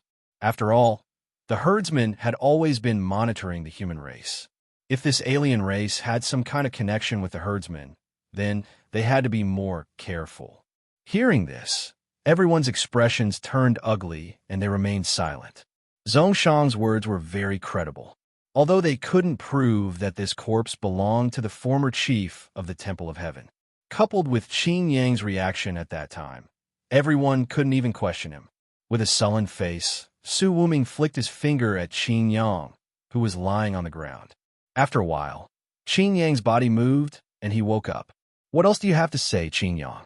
Su Wuming asked coldly. What Zhongshan said is false. He lied to you. Qin Yang, who had just woken up, didn't know what had happened. His first reaction was to insist that Zhongshan's words were false. Then why did you run? Someone sneered. At this time, everyone hated Qin Yang to the core. They didn't expect that the chief of the Temple of Heaven was a foreign race, and that Qin Yang's branch had been following the chief's lead despite knowing about it. If it weren't for Zhongshan, everyone would still be in the dark. Qin Yang still wanted to quibble at this time. Qin Yang's face was ferocious as he suddenly shouted, Zhongshan is rebelling against his superiors, and you are all accomplices. You will all die a horrible death. Is Qin Chen's branch a foreign race? Su Wuming asked coldly, looking at him as if he was looking at a dead man. No, Qin Yang suddenly yelled. You know that no one can lie in front of me. It was a woman, Fei Yin, who spoke. Qin Yang looked at Fei Yin, then at Su Wuming and Zhongshan, and a sinister smile appeared on his face. You will regret this. Su Wuming flicked his finger in the air, and Qin Yang's head flew off as blood spurted out.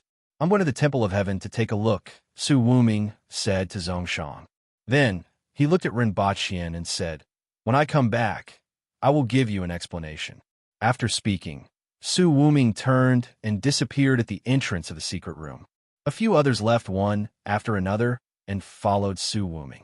Zhongshan said to the remaining people, This is Mr. Rin. You came back this time because of him. Everyone nodded at Rinpoche. In fact, they already knew about Rinpoche. Even if they hadn't seen him before, as the chief of a temple, they had their own sources of information. Everyone, please wait here. I still have to go and appease the village. When everyone returned to the room above, Rinpoche kicked a box on the ground and said, There are some things inside. Give them to those people. Now that there's fire poison underground, They will either die or become disabled if they come into contact with it. These things can weaken the poison. It doesn't matter if Su Wuming is dead, but there is still value in saving the others. When everyone heard this, they suddenly realized a problem. Could it be that he was the one who created that purgatory scene just now? It was unexpected, but it was also reasonable. Zhongshang didn't have such means. After Zhongshang left, everyone began to calm down from the shock brought by the shocking news that the chief of the Temple of Heaven was actually a foreigner. Some people also began to look at Ren Baqian curiously. They said that Mr. Ren is from the outside world. A man who looked like a gigolo asked. He indeed looked like a gigolo with sword-like eyebrows, starry eyes, red lips, and white teeth. He looked to be in his 20s. However, Ren Baqian guessed that his age wasn't like his appearance. Ren Baqian nodded slightly. Upon hearing his answer, everyone shifted their attention to Ren Baqian. After all, they still had to wait for Su Wuming to return. On the contrary, Ren Baqian, an outsider who was right in front of them, made them full of curiosity. Next, Ren Baqian began to helplessly answer everyone's questions. He repeated the rise of another branch of the human race, the chaotic star C, the power struggle between the three races, the Summoner's Canyon, and Snow White, and the seven Calabash brothers. It wasn't until dawn that Zhongshang returned, feeling slightly exhausted. It settled down for the time being. I didn't say anything about Qing Chen's branch being a foreigner. Everyone nodded. This kind of thing really had to be kept a secret. Go back and appease the people from your own branches, Zhongshang said. He wasn't willing to say anything else. After all, the chief of the Temple of Heaven, many of the sub-temple chiefs and venerables had died, but they were safe and sound. It took him a lot of effort to suppress this matter.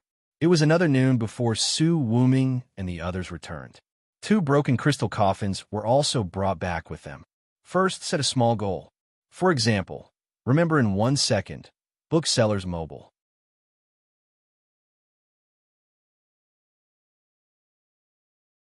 Chapter 962. Seeing the 2 crystal coffins, everyone gathered around. One of the coffins was completely damaged. Only the upper half of the corpse was left, and the lower half was missing. Looking at the wound, it looked like it had been smashed by a stone. Although the remains of a spirit will expert couldn't be destroyed easily, it would be a different story if there was a nuclear bomb exploding on the head. The other coffin was relatively intact, and the corpse inside was mostly intact. Although these 2 corpses weren't intact, their faces were completely preserved. At a glance, everyone could tell that the appearance of these 2 bodies was somewhat similar to that of the chief of the Temple of Heaven. The 21st chief of the Faidu Temple and the 29th deputy chief of the main temple. When Xiaoshen glanced at them and immediately recognized their identities. The 21st chief of the Faidu Temple. Isn't this? Everyone already knew that this was the disciple of the mummified corpse below. According to Zhongshang, this was the body vessel of the chief of the Temple of Heaven, Qinglan. They didn't expect her body to still exist in the Temple of Heaven and be so well preserved. The Temple of Heaven is gone. We dug down and found these 2. There is a secret room under the Temple of Heaven that we never knew existed, someone said. Feiyan glanced at it and said with a relaxed expression, just in time. Everything will be clear once we cut it open. Ren Baqian also stood aside curiously, waiting to see what it would look like after it was cut open. These foreign races control the human body through the brain. Everything was no different from a living person, which gave Ren Baqian a strange feeling. It inexplicably made him think of a Gundam. The foreign races were the pilots, and the human body was the Gundam. He didn't expect the fantasy of the comic to be presented in front of him in such a way. It was somewhat ironic. Not far away from him, the crowd had already tossed half a coffin lid to the side, revealing half a body. These 2 bodies were soaked in an unknown liquid, someone said after checking the wound. Someone checked the wound and said, if it was an intact body, this kind of liquid would not stick to the body. However, there would be some residue in the wound on the damaged body. Su Wuming looked at the 2 bodies solemnly, stretched out his finger, and drew a line in the air. A sword intent popped out from his finger like an invisible sword cutting through the air. A line suddenly appeared horizontally from the bridge of the nose on the head of the half-body.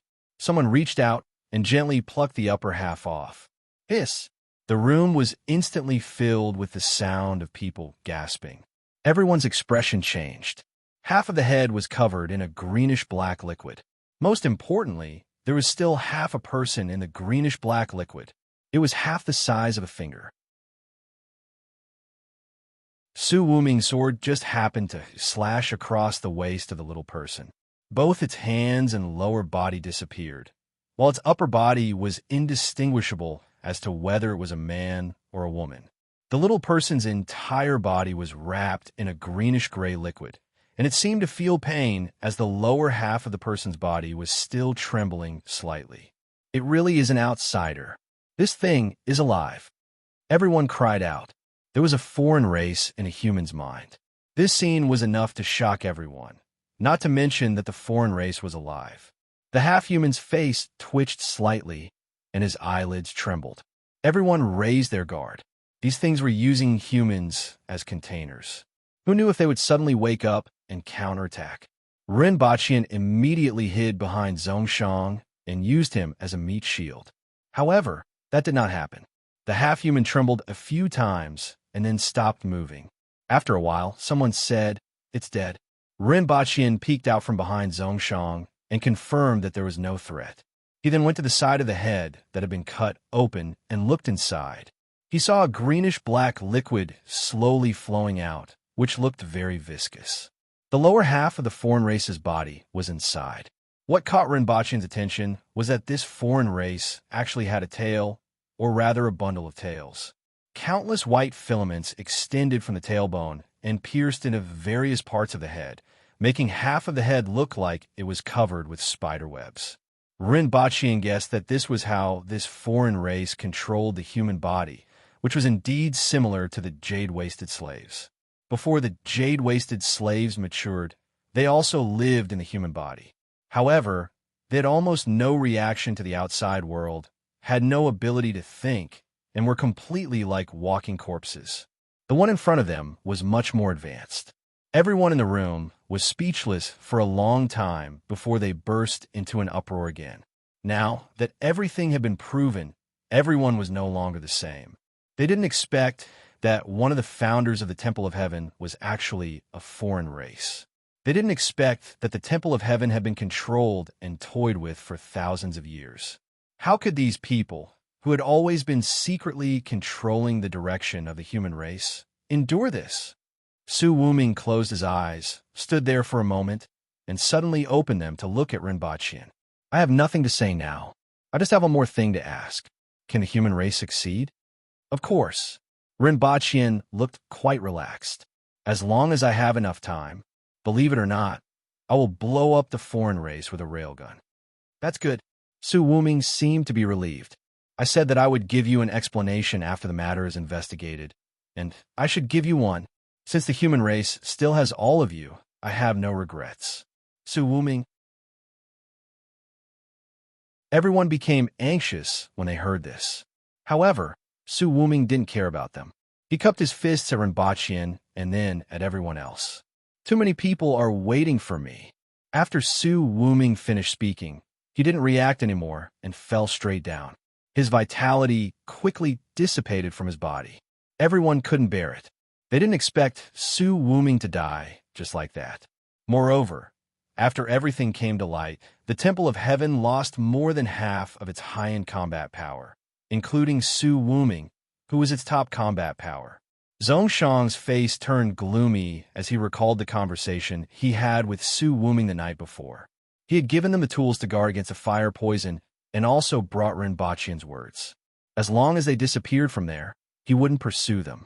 Unfortunately, Su Wuming was so proud and arrogant that he wouldn't accept this kind of charity. I'm not afraid of death, and I don't mind dying. If that person can really bring the human race out of this cage, it doesn't matter if I die so that the Temple of Heaven won't be implicated.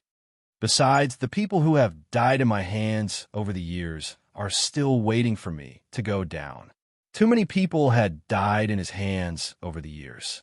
If it was really for the sake of the human race, then the sword in his heart would be extremely pure and unstained with blood. However, if even the chief of the Temple of Heaven was a foreign race, then what about what he had done over the years? What about those who had died in his hands? His faith was gone, and his sword was stained with blood. Everything would end here. Sigh. Zhongshang's gaze swept to the other person in the room. With a gentle smile on his face, when Xiaosheng cupped his hands at everyone and said, "I'll take my leave first." After saying this, he died with a smile on his face. Everyone in the room felt a chill run down their spines. Zhongshang closed his eyes and recalled what when Xiaosheng had said, "Pillow talk. The Temple of Heaven doesn't lack experts. If we die, there will be other experts to replace us. It will just take some time. However, the Temple of Heaven is everyone's temple. If it's damaged, everyone will be damaged. This time, we have offended them badly, and we have to answer for it. Otherwise, if we don't say it out loud, we may have to pay for it 100 times over in the future." If he hadn't made that request that day, there would still have been room for negotiation. However, since it was made, it has taken root in our hearts. In that case, it's better to end things here. Ren Baqian watched the two people die, sighed slightly, turned around, and left. For a moment, he was dispirited.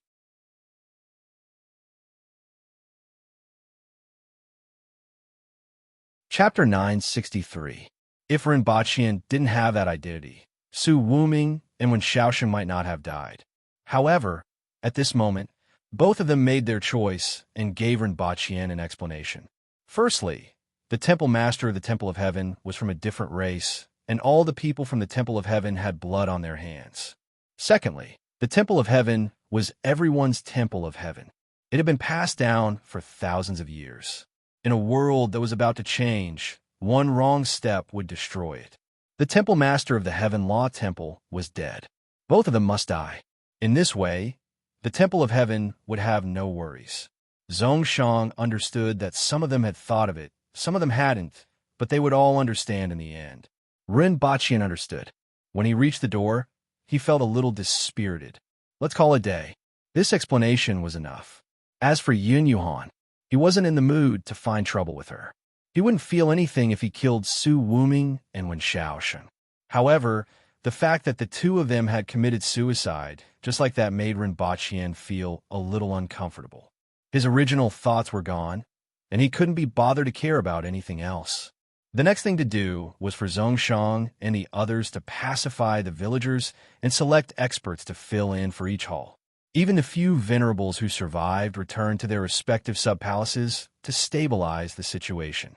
It had to be said that the Temple of Heaven's heritage of 7,000 years was indeed incomparable to those so-called famous sections.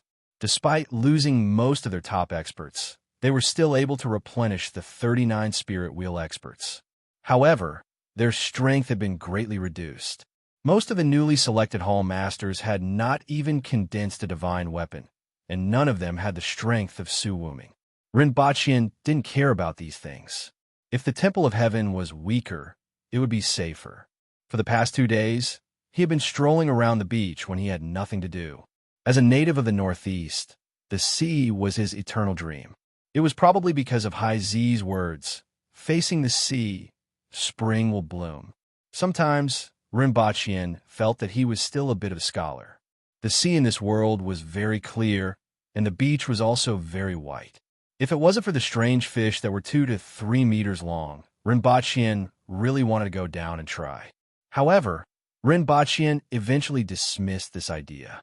Beside him was a young man with squinted eyes. He had a smile on his face, and his eyes were squinted, making it hard for others to see what was in his eyes. He was a disciple of the sect, and his name was Jiaoping. Ren Baqian looked into the distance. He was curious about the turbulence that was far away from the coast, but he didn't ask about it. It was better not to expose such ignorance in front of others. He could just ask the rearguard commandery to gather information about the turbulence layer. That night, Yin Yuhan, who had been missing for 2 days, appeared in front of him again. At this time, she was already the chief of Cain Temple. She washed away the heavy eyeshadow that was rarely seen in this world, and only applied light makeup and lipstick. Her hair was loose behind her, and her purple coat was changed to a matching color. She looked much purer and more attractive. However, behind this beautiful face was a rather twisted soul. Rinpoche was sitting in front of the window, pondering over some matters. When he heard the knock on the door, he was surprised to see her. He couldn't figure out what she was here for. "Can I go in?" Yin Yuhan had a smile on her face. She seemed no different from before. However, Rinpoche felt that there was something in her smile. Rinpoche moved aside to let her in. He leaned against the doorpost with his arms crossed and said frivolously, "It's already so late. Are you from the pillow booth? If I say yes, do you want it?" Yin Yuhan's eyes were full of charm. Rinpoche looked at her seriously. Seeing that she wasn't joking, he said, "Let's go. Just don't appear in front of me in the future." He was guessing whether it was her own idea or someone else's idea. However, it was really meaningless to use this trick now. Yin Yuhan's body spun as if she was dancing. Her posture was graceful, like an epiphyllum blooming at noon, and the beauty of her body was fully revealed. After 3 gentle spins, Yin Yuhan appeared in front of Rinpoche. She stroked his chest with her fingers and asked softly, "Won't you regret it if I leave? Beauty is a woman's best weapon, and I have the most powerful weapon in the world. Unfortunately, most men in this world aren't worthy of me. Are you switching from arrogance to deference?" Rinpoche sneered. "No, I'm just picking out the tallest among the dwarfs," Yin Yuhan said teasingly. Rinpoche's anger was almost ignited by her, and he gritted his teeth in hatred. "There is a way to heaven, but you refused to take it. There was no door to hell, but you insisted on coming." Rinpoche's hand climbed on her chest, pinched it lightly, and flicked his finger. Yin Yuhan immediately let out a bell-like laugh as her body danced around Rinpoche. He had to admit that Yin Yuhan's dancing was excellent. Coupled with her seemingly pure face and her strange temperament, she had enough charm to move people's hearts. From time to time, Yin Yuhan would gently touch him with her arms or some part of her body, which made the fire in his heart burn even more fiercely. His hand suddenly fell on Yin Yuhan's waist and gently pulled, and the belt that was wrapped around her waist immediately fell off. This kind of belt that was as wide as a palm was called kneecap. One of its functions was to press down on clothes. When a kneecap fell off, Yin Yuhan's clothes were also opened. Although they were still hanging on her body, her undergarment was exposed. Half of her gown was more alluring than being naked. Under the oil lamp, the blush on Yin Yuhan's face seemed to deepen. However, her movements weren't affected at all. After gently dancing a few times, her clothes slipped off just like that, revealing half of her body that was as white as jade. There was only one undergarment on her entire body. When she turned around, one could see 2 buttocks that made people want to slap them. Yin Yuhan also took the opportunity to hook her arms around his neck. Her chest was tightly pressed against his chest, and a pair of soft hands rested on the back of his neck. "Is this weapon powerful?" Rinpoche's fingers slid across Yin Yuhan's body. Her skin was as smooth as warm jade. Although he hadn't seen many women, there were still quite a few. There was no need to mention the women on Earth. The Empress was extremely beautiful, and there were also Exanjia and Lin Xiaola. There was no need to mention Lin Xiaola, as she couldn't afford an A. However, Lin Xiaola's transformation was still quite a sight to behold. The Empress and Exanjia had something in common. Both of them had cold temperaments and gave off a heroic vibe. Although it was perfect, the more the figure was, the less it would be. However, the lines were a little less soft and a little more sharp. After all, Aboriginal women were always full of wildness. However, the person in front of him was different. She gave off the feeling that she could be rubbed into her body. In general, Yin Yuhan might not be stronger than the Empress, but she wasn't bad either. The important thing was that she was a completely different type from the Empress. With such a woman clinging to him and only wearing an undergarment, the rest of her skin was exposed in front of him, allowing him to do whatever he wanted. Rinpoche felt the anger in his heart grow. With a flick of his finger, the strap of Yin Yuhan's undergarment was broken. The upper half of the undergarment immediately fell and got stuck in front of her chest, sticking closely to him. Will you regret it if I leave now? Yin Yuhan asked in a charming voice. Where do you want to go now? Rin Baqian flipped his palm, and a metal chain came out from his palm, firmly entangling Yin Yuhan. Even if you don't tie me up, I won't run away. Yin Yuhan chuckled. The cold touch gave her goosebumps. That's hard to say. Rin Baqian took a step back and looked at the tied-up Yin Yuhan.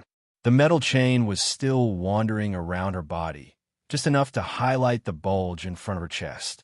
The important parts weren't covered at all. Rin Baqian placed Yin Yuhan on a chair, and the metal chain tied her to the chair according to her will. It then wrapped around her legs and gently pulled them apart. Yin Yuhan blushed and looked at him coquettishly. So you like this kind of thing? At this time, Yin Yuhan, her posture, and the metal chain on her body were a scene that no man could stand. Rin Baqian was a man, so he naturally couldn't stand it either. He closed the door, picked up something from the table, hid it behind him, and walked toward Yin Yuhan. With a blush on her face, Yin Yuhan whispered, "This is my first time. Don't worry. Just stay like this." Rin Baqian smiled and showed her the hand behind him. He was holding a feather. He grabbed Yin Yuhan's foot and gently scratched it with the feather. Yin Yuhan subconsciously wanted to shrink her foot. However, Rin Baqian grabbed her foot and kept brushing the sole of her foot with the feather. Yin Yuhan began to pant. 3 minutes later, Yin Yuhan's face began to change, but Rin Baqian still had no intention of stopping. What were you doing? Yin Yuhan wanted to struggle, but Rin Baqian pressed her down. Don't move. My metal chain isn't very strong. If it breaks, I'm afraid I'll die. Yin Yuhan didn't dare to struggle, but her muscles trembled, being tied up and scratched. Everyone knew what it felt like to be scratched. Rin Baqian's current residence was Zhongshang's residence. When Yin Yuhan went to Rin Baqian's room, Zhongshang wasn't there. When he came back, he found out about it. Zhongshang shook his head slightly and frowned. What was Yin Yuhan going to do? He naturally knew what Yin Yuhan was going to do. However, he didn't know why she was doing this. What happened before was in the past. Su Wuming and Wen Shaosheng had ended everything with their deaths. In any case, Rin Baqian would let go of this matter. His performance in the past 2 days also showed this. Zhongshang frowned and walked to the front of Rin Baqian's courtyard. A figure appeared from the darkness. Master.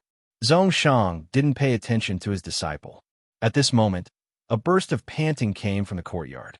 Zhongshang shook his head. No matter what, this was Yin Yuhan's own choice. However, before he could leave, Yin Yuhan's panting became stranger and stranger. It was finally mixed with a miserable groan. Zhongshang's frown deepened. After standing there for a long time, Yin Yuhan's panting was almost inaudible and was replaced by miserable groans from time to time, as if she was trying her best to endure something. Zhongshang sighed. No matter what you want to do, why do you have to do this? It wasn't until the sky was getting brighter that Rin Baqian released Yin Yuhan, who was tied to the chair, with satisfaction. Pervert! Yin Yuhan cursed angrily with tears in her eyes. When such an extreme spirit wheel expert cried and complained to Rin Baqian with such an expression, coupled with her sparkling white body, it was enough to ignite anyone's flame. At this time, Yin Yuhan's body was covered with crystal-clear sweat, and the ground was also wet. The moment Rin Baqian let go, Yin Yuhan felt all the muscles in her body twitch and moan. For Spirit Wheel Expert, this was simply impossible. However, this night was simply a nightmare for her. The people outside thought so as well. However, their perceptions of the incident were a little different. Rin Baqian confidently said to Yin Yuhan, "It's right for men to be perverted." Yin Yuhan's tears fell at once. This night's encounter was 100 times more humiliating than she had originally thought. In other words, there wasn't any humiliation in her original thoughts. This was her own choice. She wasn't lying at all. Most of the men in this world weren't worthy of her. She just wanted to give it a try, but unfortunately, almost none of them caught her eye. She had to pick the tallest among the dwarves, and Rin Baqian was that tall man. However, The gap between imagination and reality was really too big. Yin Yuhan staggered and cried as she left, cursing him as a pervert as she left. All the muscles in her body were twitching and moaning, making her unable to even walk steadily. For the whole night, she had to endure the pain of the itch and forcibly control herself from breaking the iron chain. One could imagine how difficult it was. She was on the verge of collapsing.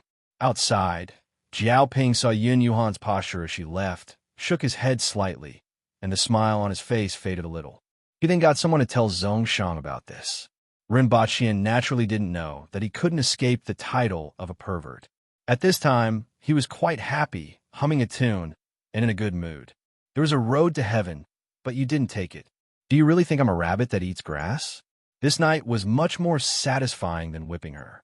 Seeing such a woman beg for mercy in front of him with tears streaming down her face, this good mood lasted until noon, and he was beaming when he went out to meet people. Jiao Ping looked at the beaming Ren Baqian and thought of Yin Yuhan, who went out crying and shook his head slightly. This foreign guide.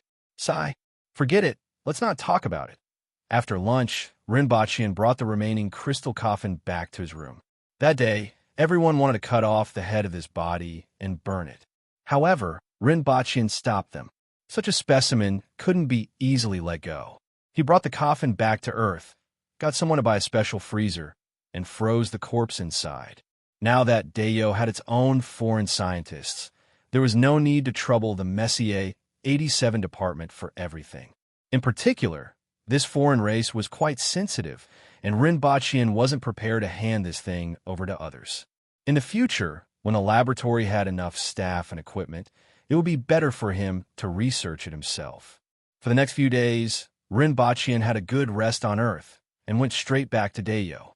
As for the Temple of Heaven, when everything was back on track, Zhongshang would naturally go to Lan City to see him.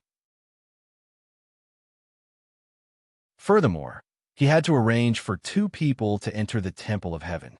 However, what made him the happiest was that he could go back to see the Empress immediately. Although this period of time wasn't long, he had experienced a lot, and it felt as if he had been away from the Empress for a long time. He couldn't wait to go back and see the woman in red who always had a cold face. First, set a small goal. For example, remember in 1 second, Booksellers Mobile.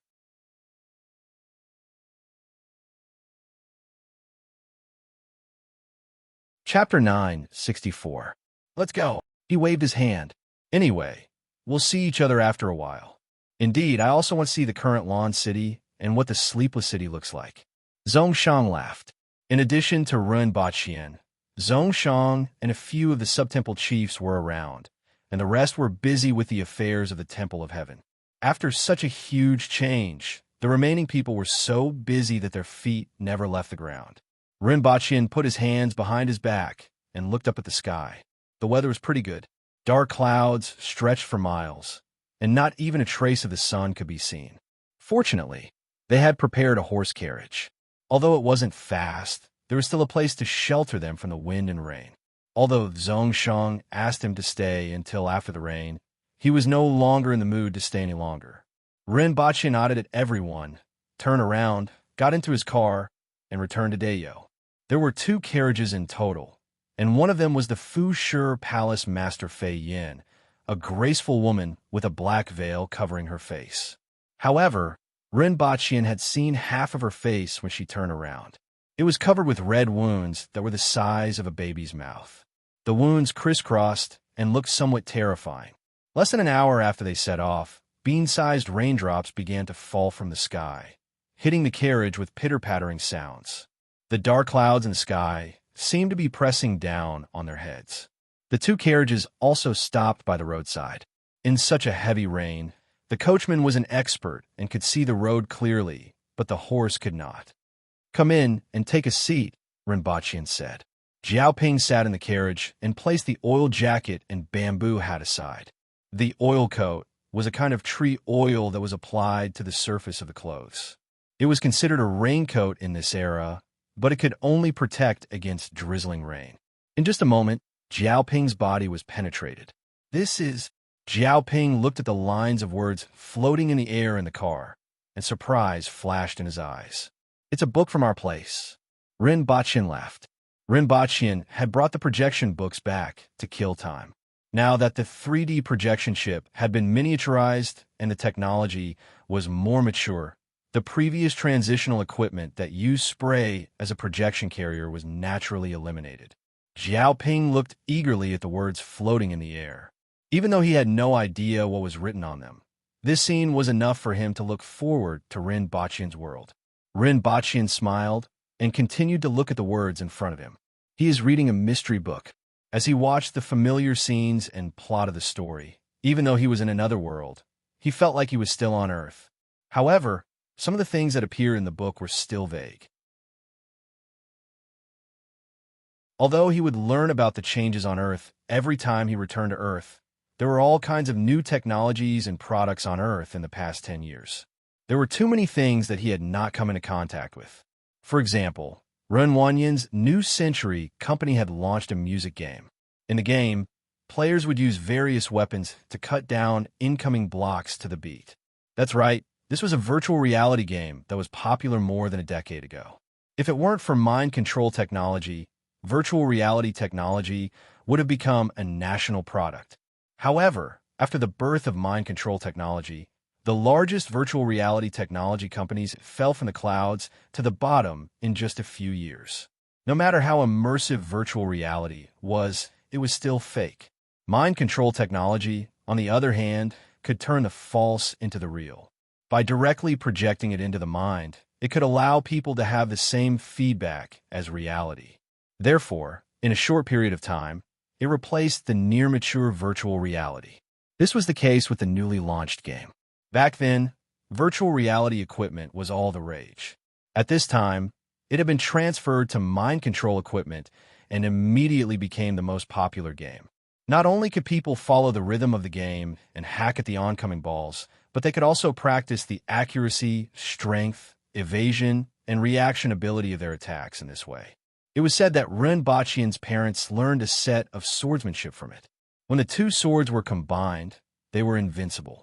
Ren Bachyan was at a loss when he heard this news. After watching the video, he pondered for a long time and came to a very tangled conclusion that he might not be a match for his parents. This was just an example. Over the past 10 years, the technological development of Earth had never stagnated, but Ren Bachyan hadn't kept up with these changes. This feeling of disconnection often appeared in Ren Bachyan's mind. After 4 days, Ren Bachyan finally returned to the border between Great Xia and the Yun Nation. This journey took half a day, but the return journey took 4 days. Firstly, the carriage was slow. Secondly, they had to cross the mountains to get here, but they had to take the official road to get back. Ren Bachyan also paid attention to the official road of Great Xia. It was mainly paved with stones that were about 50 centimeters thick. The road was about 3 meters wide, was a little shabby, and was very bumpy when the carriage ran over it. Great Xia had 4 border checkpoints in this area, namely Helong City, Mizhan Pass, Pingxiang City, and Jinghong City. Originally, there were 200,000 soldiers stationed there. However, there were only 50,000 of them now.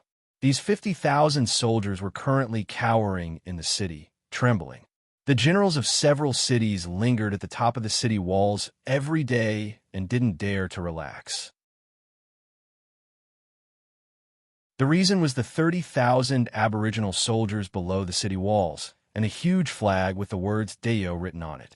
When the Great Xia general who was stationed here learned that Dayo had led the army to attack, his hands trembled and he almost pulled out his beard.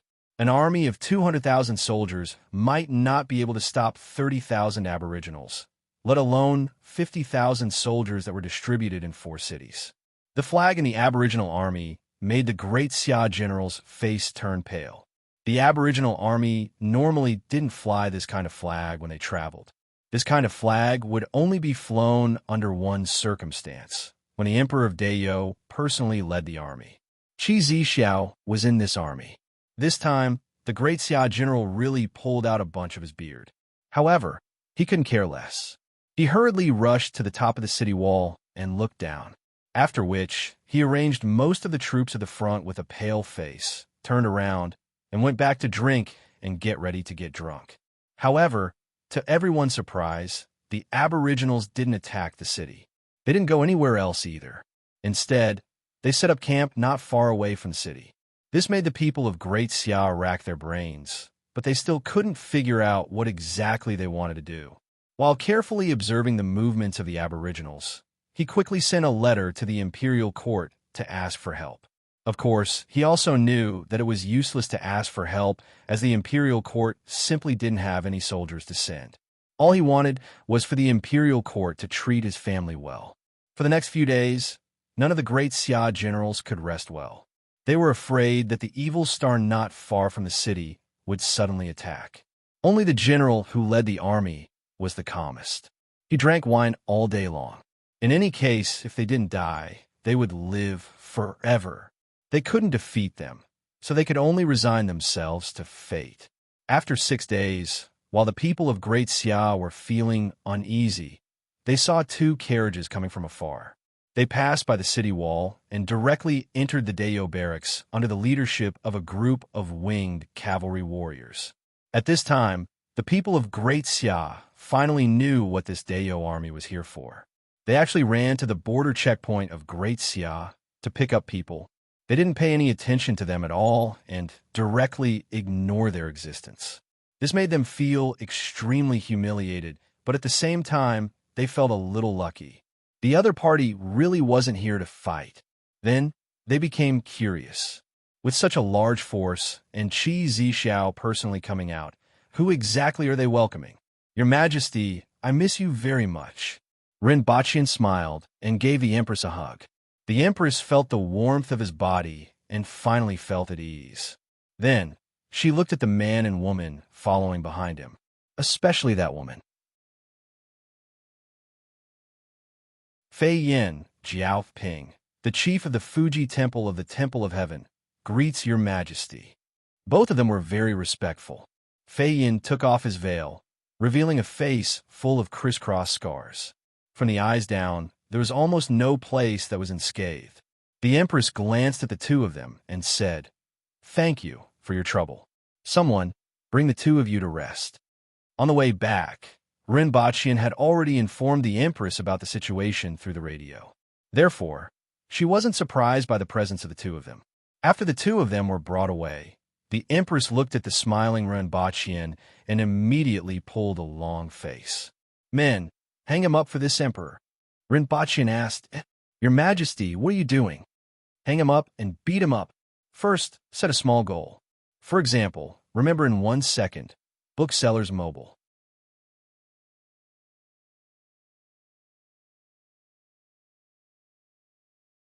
Chapter 965. Ren Baqian felt a sharp pain in his buttocks as the Empress kicked him again. "Who asked you to run around? Who asked you to fall into a trap? Who asked you to take so long to come back?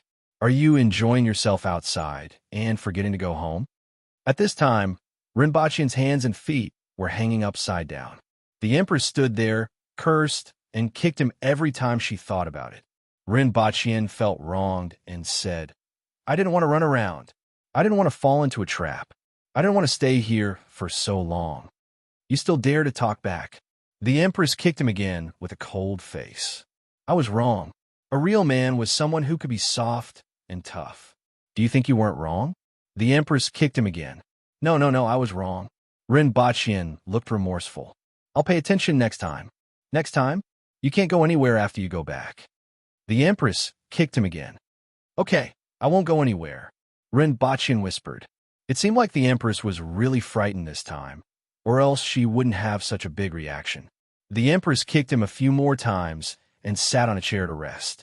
After thinking about it, she stood up and kicked him again.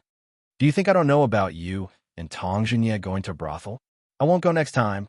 Also, what's with that club membership card in your pocket? Do you think I don't know? I've checked." The Empress kicked him a few more times. "It's a place to drink tea and chat." Ren Baqian tried to remain calm. Still talking, the Empress kicked him again. "What's that place? I'm curious, so I want to take a look." Ren Baqian looked docile. "Also, why didn't you brush your teeth before going to bed?" The Empress kicked him again. Ren Baqian was confused. "Your Majesty, other things are fine. But is this even considered a problem? You snore while sleeping. You even stole my blanket. You even punched me once. Rinpochian was speechless. Rinpochian didn't know whether to laugh or cry. Your Majesty, you just want to kick me, right? Although she didn't use much force, her kicks were like hot wheels, and Rinpochian felt that but was already swollen. Yes, I want to kick you. The Empress didn't hide it at all. Your Majesty, you are too straightforward. After being hung and kicked for 12 hours, Rinpochian was finally put down. Both his legs were numb. Rinpochian wanted to cry, but no tears came out. At first, the Empress was still looking for an excuse. Later on, she didn't even look for an excuse anymore. The Empress seemed to be addicted to kicking. Heavenly Tao was indeed a good reincarnation. Let's see who it would spare. He had just tied someone up to tickle him, and when he came back, he was tied up, hung up, and kicked. Fortunately, the Empress finally calmed down. In fact, the Empress calmed down after kicking him a few times. She only wanted to kick him after that.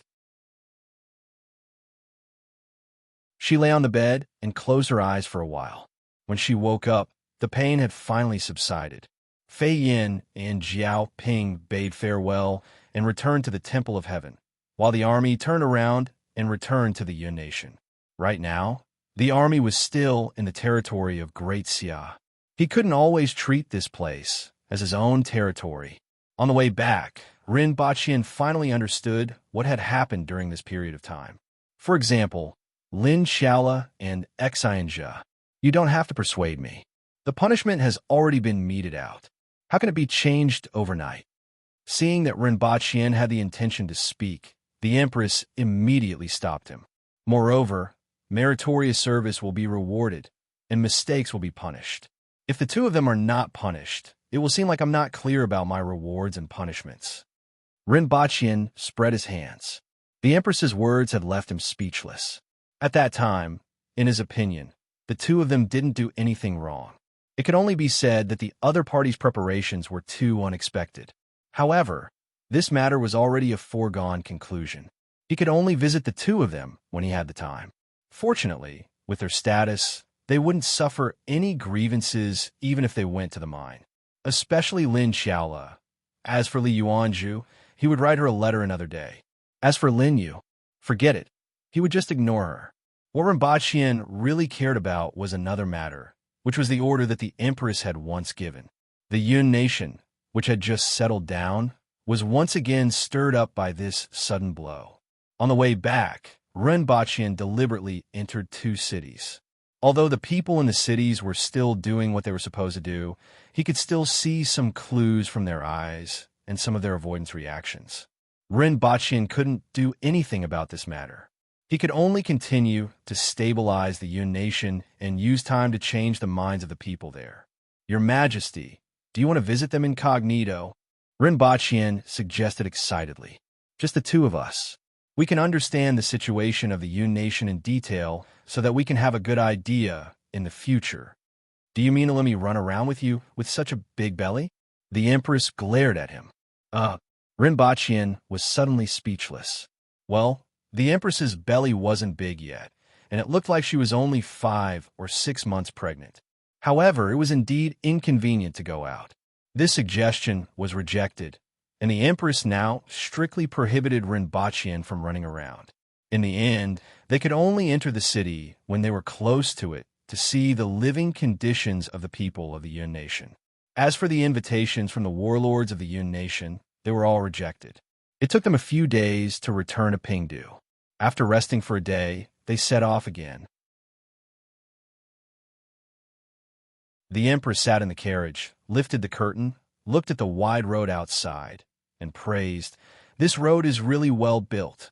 The road from Lan City to the Yun Nation was a 4-lane cement road that was nearly 10 meters wide. Walking on it, one could see everything in front and behind, and the wide road made one feel at ease. Apart from other things, just the width of the road alone was incomparable to any other country. One had to know that the official roads in Great Xia were only about 3 meters wide, and the important areas were only 4 meters wide. After all, quarrying and building roads required a lot of manpower and material resources. Mining, chiseling, and transporting were all very time-consuming and laborious. As for the smoothness of the road, it was needless to say. There were almost no bumps on this kind of cement road, which minimized the wear and tear of the vehicles and the fatigue of the people. At the same time, the speed of the vehicles could be greatly increased. The people of the Nation were astonished by just looking at this road. This is only the first road. In the future, such roads will be paved all over Dayo, Rinpoche said with a smile. Your Majesty, it's your turn. The Empress turned to look at the chessboard and asked, Where's my elephant? We exchanged our stones before. Rinpoche pointed to the side. When did you exchange it? Why don't I remember? The Empress looked at him with a calm face. Just now. You kicked my pawn, and I sent it flying with an aerial cannon. Rinpoche felt that the Empress's memory was worrisome. Could pregnancy affect her memory? It didn't happen. You lied to me. The Empress gently tapped her finger on the table, and an elephant immediately flew back to the chessboard. After she ate Rinpoche's rook, she turned to look out of the window and said, I would like to see the day when this road is full of vehicles, just like what we see on Earth. He stared at the chessboard and gnashed his teeth for a long time. Then, he used his horse to kick away one of the cannons from the Empress before laughing heartily and saying, Very soon, Your Majesty will be able to see tractors running around. Your Majesty, your cannons are gone. The Empress turned to look at the chessboard and then at him. How did your horse kick away my cannon? It's here. No, your horse was there. The Empress placed his horse back in the position it was in a few games ago and said, You are becoming more and more shameless in chess recently. Rinpoche was speechless. Your Majesty, are you sure you're not talking about yourself? Can we play chess for a while? After a while, the Empress said, Checkmate. Rinpoche grinned. He couldn't continue this game. You lost, so you have to promise me one thing. The Empress said. Rinpoche sighed and said, Please say it, Your Majesty. Come, dance a striptease for me. The Empress lay horizontally in the chariot, supported her head with her arm, and looked at Rinpoche with great interest. First, set a small goal. For example, remember in 1 second, Booksellers Mobile.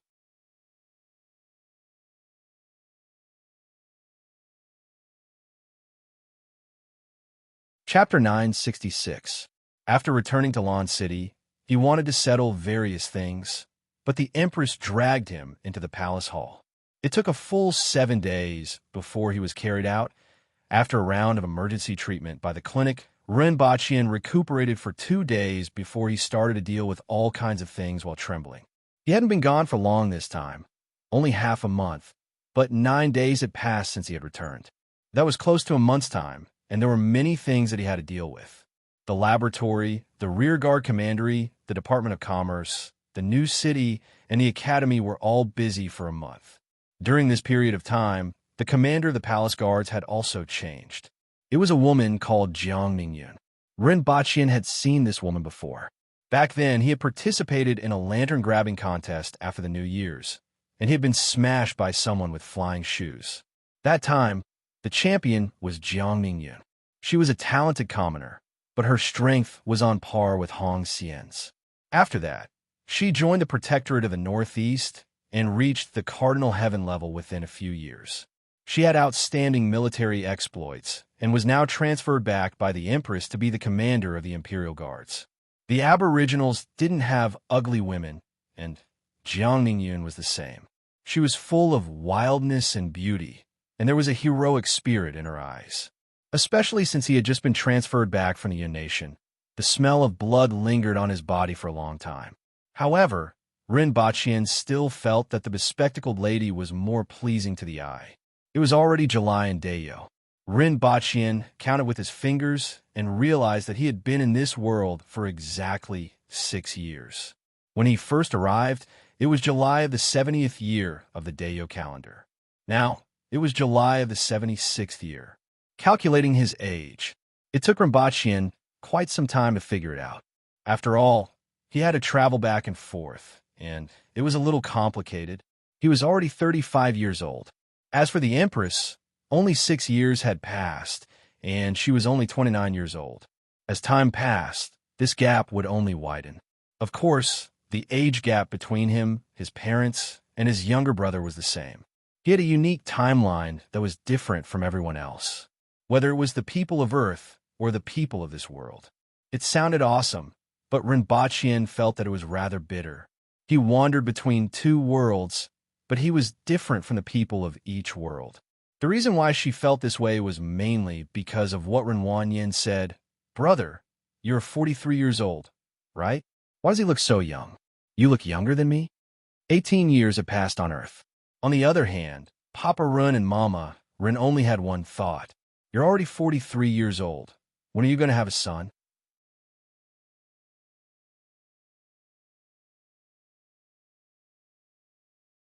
However, half a month later, no one who had experienced this punishment could laugh.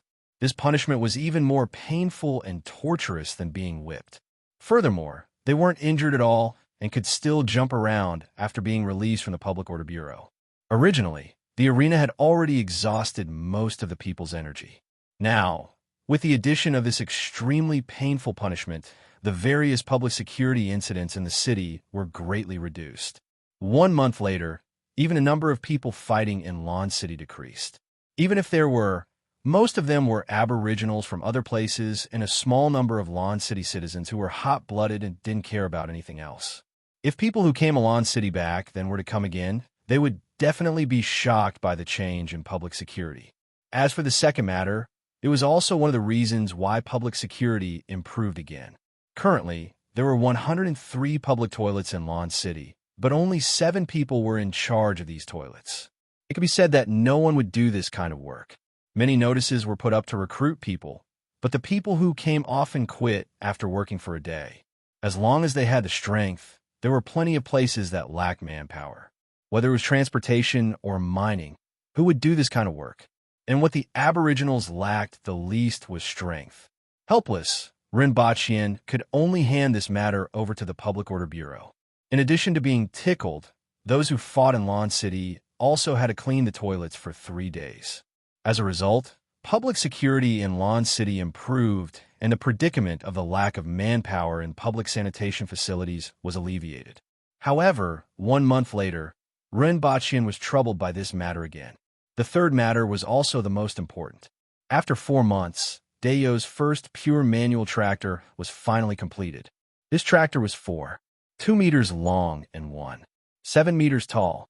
It was wheeled, weighed 1,300 kilograms, and had 21 horsepower. It could pull 8 tons of goods, which was 8,000 kilograms. If used for farming, it had a good ability to break the soil. Plowing, harrowing, and rotary tillage were almost above average. After all, it was a tractor that had been developed by many scholars from Earth. It had a high degree of completion and directly met Rinpoche standards. It was even better than expected and could be directly finalized and put into use. After trying out, Rinpoche immediately set a good date for the debut of this world's first self-propelled tractor. This was also the first product launch event in this world. First, set a small goal.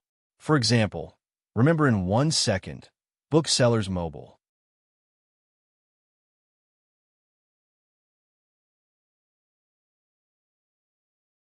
Chapter 967. Originally, he owed 2 chapters, including today's debt. He had to pay it off before the end of the month. The pretty boy of the Empress's family was stuck requesting leave. Currently typing, please wait a moment. After the content has been updated, please refresh the page to receive the latest update.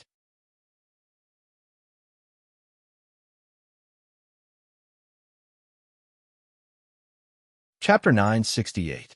August of the 76th year of Dayo. After the court session, the crowd didn't leave. Instead, they waited in front of the palace. A bunch of rare mounts were brought over by the guards. There was a white saber-toothed tiger, a 5 to 6 meter tall gorilla, a huge black feline with horns on its head, and a huge lizard that looked like a western dragon. The red-horned bull king, which was much larger than an ordinary horned bull, didn't stand out at all. It was roughly equivalent to an Audi A4 squeezed into a row of sports cars. There was also a high-spec Wuling Hongguang next to it. An earth wheel expert, He Langjun, was more than 3 meters above the ground. Two fangs protruded from the sides of his mouth as he anxiously dug at the stone slabs on the ground with his hooves. Not long after, he dug out 2 holes. A nearby guard noted it down in a small notebook for a fine later. If the palace was destroyed in front of other places, the whole family might have to reunite. However, for Dayo, the imperial palace gate had been accidentally damaged countless times. The stone slabs in the throne room had to be changed every few days. Everyone stood outside the palace and chatted in groups of 3 to 5. From time to time, they would hear people asking what they were going to see this time. After all, the Empress had made everyone stay with great fanfare, so they couldn't help but be curious. The last time something like this happened was when they saw something called a steam train. It had to be said that the steam train was indeed magical. One only needed to fill it with some burning stones, and it could run continuously without getting tired. Moreover, it was quite strong. While everyone was chatting, the main gate of the palace opened, and the Empress's carriage slowly came out. After a short pause, she set off for the east gate. Along the way, the commoners cheered and then followed her majestically out of the city gate. By the time the Empress and her party left the city, there were already nearly 1,000 people following behind them. At this time, there was an object that was a few meters long and wrapped in red cloth on the cement road outside the east gate. Rinpoche was sitting at the side and looking up at the sky. There were many students following him, and they stood up to welcome the crowd. "Zhao Prince Consort, what good thing do you have for us to see this time?" Tong Zhenya stroked his beard and laughed. Everyone already knew that as long as there was something for them to see, it would definitely be made by Zhao Prince Consort. Everyone was looking forward to seeing what he made. Every time he made something, they would be amazed. "You will know very soon." Rinpoche smiled at the crowd, raised his head, and looked at the commoners who were following them from afar. This was a pretty good opportunity to promote their products. With today's performance, the tractor would definitely spread throughout Lan City. After a period of time, the citizens of Lan City, who had been waiting for a long time, would be able to see its true appearance. Presumably, there would be people who would be willing to try it out. The only question was whether anyone could afford it. Even though he was prepared to sell at a loss, his purpose was to promote this new technology, increase Dayo's transportation capacity, reduce the use of manpower in many aspects, and improve the current manpower shortage. However, the promotion still needed time. Even if they were to lose money, the price was not a small problem. For now, the biggest customers were still the Ministry of Works and the Ministry of War. However, in Rinpoche's opinion, the greatest value of a tractor wasn't just in transportation. In terms of transportation from Lan City to the Yun Nation, trucks were still faster and less technical than tractors. In addition to being able to be used on muddy roads in the south, tractors could also replace manpower, liberate a group of laborers from the fields, and put them into factories or other places. Rinpoche wanted to reach out and support the Empress, but she disappeared from the carriage in a flash. She landed on the ground behind Rinpoche and said without turning her head, "Let's go and take a look at your new product." Rinpoche smiled helplessly. Even though she was 32 months pregnant, the Empress was still the Empress without any pretense. "Everyone, this is an epic-making product," Rinpoche said as he walked forward. "You said the same thing last time." Qin Chuan chimed in from nearby. "Epic-making technology is produced too quickly." Rinpoche laughed. "In other words, this era will change very quickly." Rinpoche walked to the front of the tractor, pressed his hand on the red cloth, turned to the crowd, and said, "Everyone can see the potential of the steam train from last time. With the steam train, we can connect 2 distant places and transport 100,000 soldiers and matching supplies to the Yun Nation or even Great Xia within 3 days. This has completely changed the previous concept of war, where the army and horses have to be mobilized before the provisions are deployed. In the face of war, we can have faster reaction speed and better mobility. The problem is, where will the war come from, and who will it fight?" Qin Chuan spread his hands. "If there was a war, only Great Xia and the Yun Nation would be left. However, at present, they couldn't even take down the Yun Nation, and Great Xia couldn't even take care of themselves. It was foreseeable that there wouldn't be a war for the next 10 to 20 years. War is just one example. The more important thing is transportation. With the Yun Nation, the price of iron in Lan City is only 1/5 of what it used to be, and the transportation of large quantities of supplies is still a problem. With the train, transportation will be easier and faster. It will consume less manpower and material resources.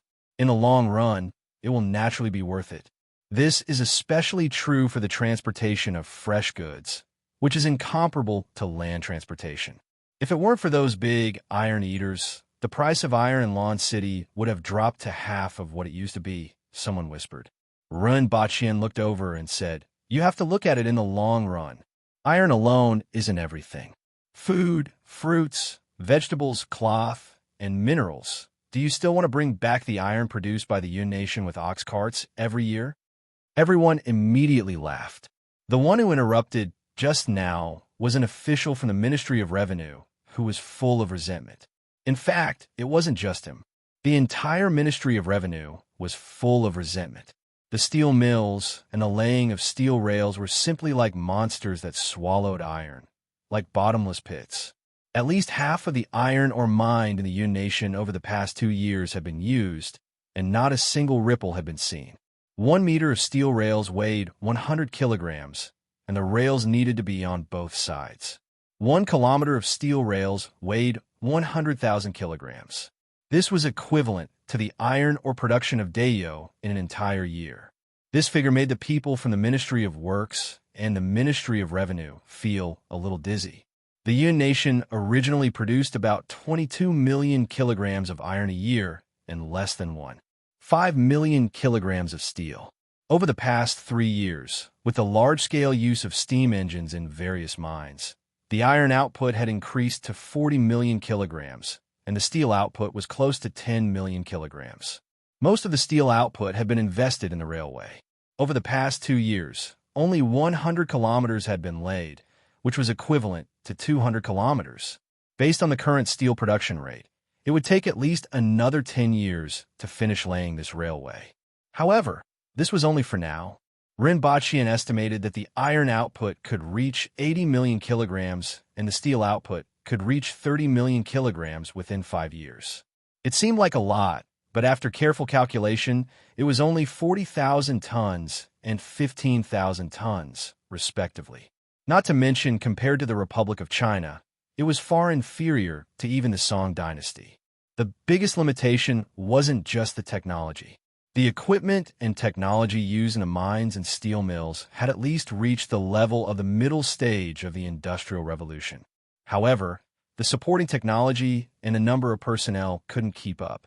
For example, equipment manufacturing, equipment maintenance, personnel training, and so on had become shackles. It would take at least 3 years for these conditions to be alleviated, and it would erupt in 5 years. However, the investment in steel alone was an astronomical figure, not to mention the investment in manpower and material resources. Even though the situation of the national treasury had improved greatly in the past 2 years, the annual investment was enough to make the people in the Ministry of Revenue feel heartache. This was the case even though they knew the significance of the railway. Therefore, no one found it strange that the people in the Ministry of Revenue were resentful. Anyone would feel heartache. Needless to say, the Ministry of Revenue had always been stingy.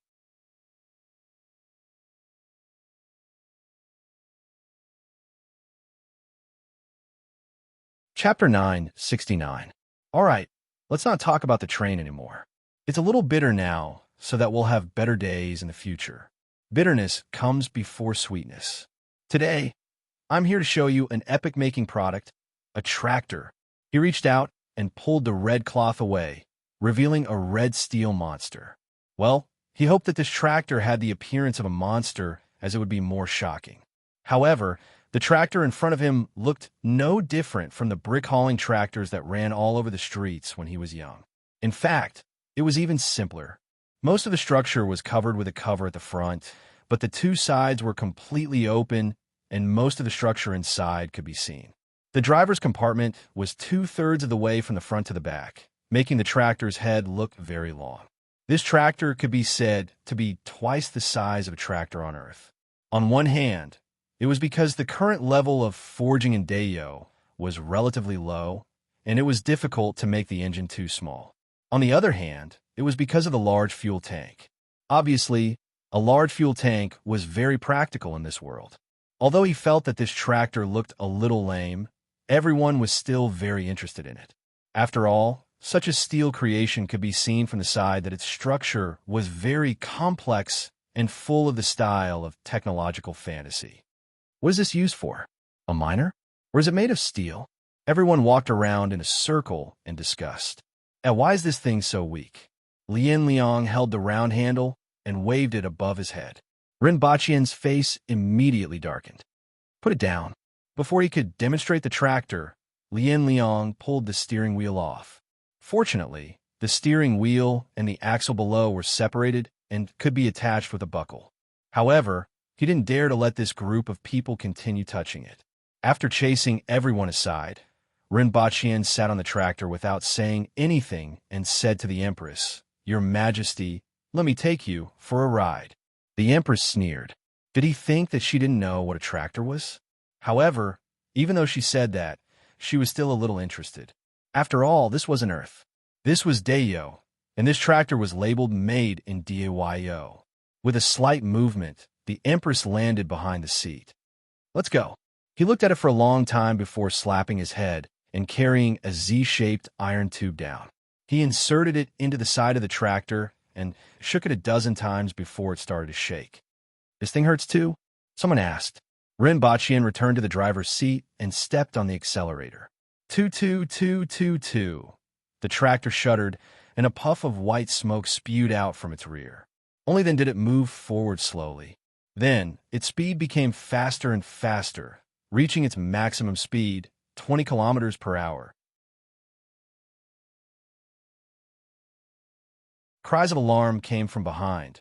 All of them came from the civilians. This thing is just like that train. It can move on its own. Tong Jingye, Tu Wan, and the rest tiptoed lightly and walked at the same level as the tractor. There isn't as much smoke as that.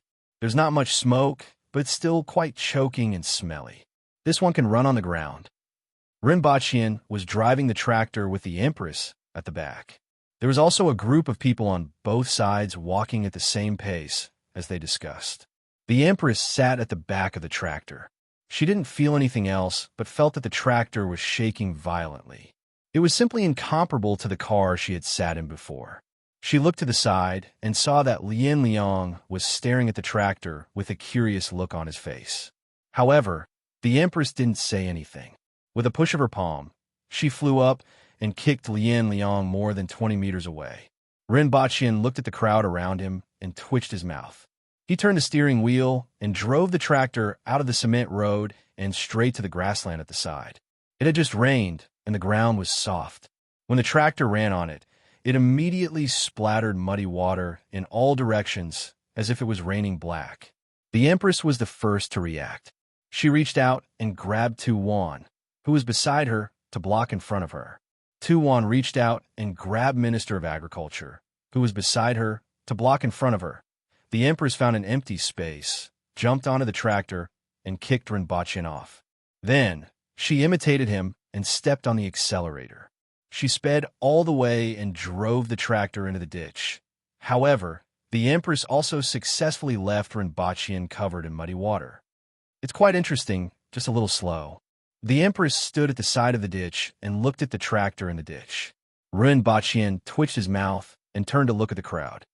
Everyone, this is our new product, the tractor. As you can see, this new product is like a train. It doesn't require human or animal power to run and can maintain the same speed for a long time. Its maximum speed is 60 kilometers per hour and 120 kilometers per hour. Without sleep or rest, it can run 1,440 kilometers a day. It will only take 3 days to travel from Lan City to Pingdu City. An ox cart can carry about 1,500 kilograms of goods on this kind of cement road, and it will take 10 days. This kind of tractor can carry 8,000 kilograms of goods, which is 5 times that of an ox cart, but it will only take 3 days. It only needs one person to use it. One person, and this kind of tractor can do what 5 people and 5 four-corn cows can do. Furthermore, its speed is 3 times that of an ox cart. An ox cart can go back and forth, but a tractor can go back and forth 3 times. After hearing Ren Baqian's words, everyone began to look impressed. It was useless to talk about the numbers. It was easier for them to understand the tractor by telling them how much goods it could carry and how many days it could save. In addition, the use of this kind of tractor is less dependent on the terrain. Not only can it be used on cement roads, but it can also be used in fields and on muddy roads. In other words, in areas without cement roads, the use of this kind of tractor will not be affected. An ox cart can carry 1,000 kilograms of goods, while a tractor can carry 4,000 to 5,000 kilograms of goods. Its speed is also several times that of an ox cart. Upon hearing this, everyone immediately looked happy. This is good stuff. In the eyes of most people, this thing was much more valuable than a train. In addition, this kind of tractor has other uses, such as plowing the land. A four-corn cow can plow 6 acres of land a day, and this kind of tractor with its supporting equipment can plow 60 acres a day. That's 10 times that of a four-corn cow. Gu Yihong was delighted at first, but then thought about it and said, "This thing is pretty good, but if this thing does all the farm work, what can people do?" Factories. Our factories need a lot of manpower, Ren Baqian said without hesitation. Forget it. Let's not think about that. This thing must be very valuable, right? In fact, only the various ministries can afford this thing. Also, it depends on whether the minister in charge of transportation agrees or not. Tong Jia pointed out the problem. 200 taels. Ren Baqian said a figure that was equivalent to 10 years of annual income for an ordinary person. However, the load and speed of a tractor were several times that of an ox cart. Within a month, a tractor could make 5 round trips to the Yun Nation and transport a total of 40,000 kilograms of goods. If the good for the return trip were included, it would be 80,000 kilograms. An ox cart could only make 1.5 trips and could only carry a maximum of 1,500 kilograms of goods. In fact, the difference could be more than 10 times in a month. In other words, the money could be earned back in a year at most. The same was true for plowing the land. On plowing the land, a tractor could carry 10 people.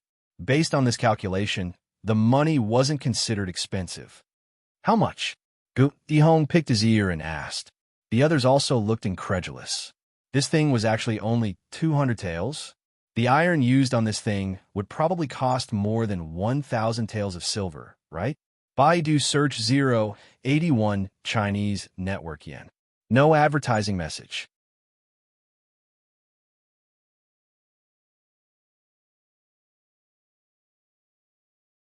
Chapter 970. 200 taels of silver. Not to mention everyone, even the Empress felt that it was incredible. The tractor weighed 1,300 kilograms, and the metal products alone weighed more than 1,100 kilograms. Not to mention the accompanying rotary tiller. In Dayo, a steel knife that weighed 10 kilograms cost about 15 taels of silver.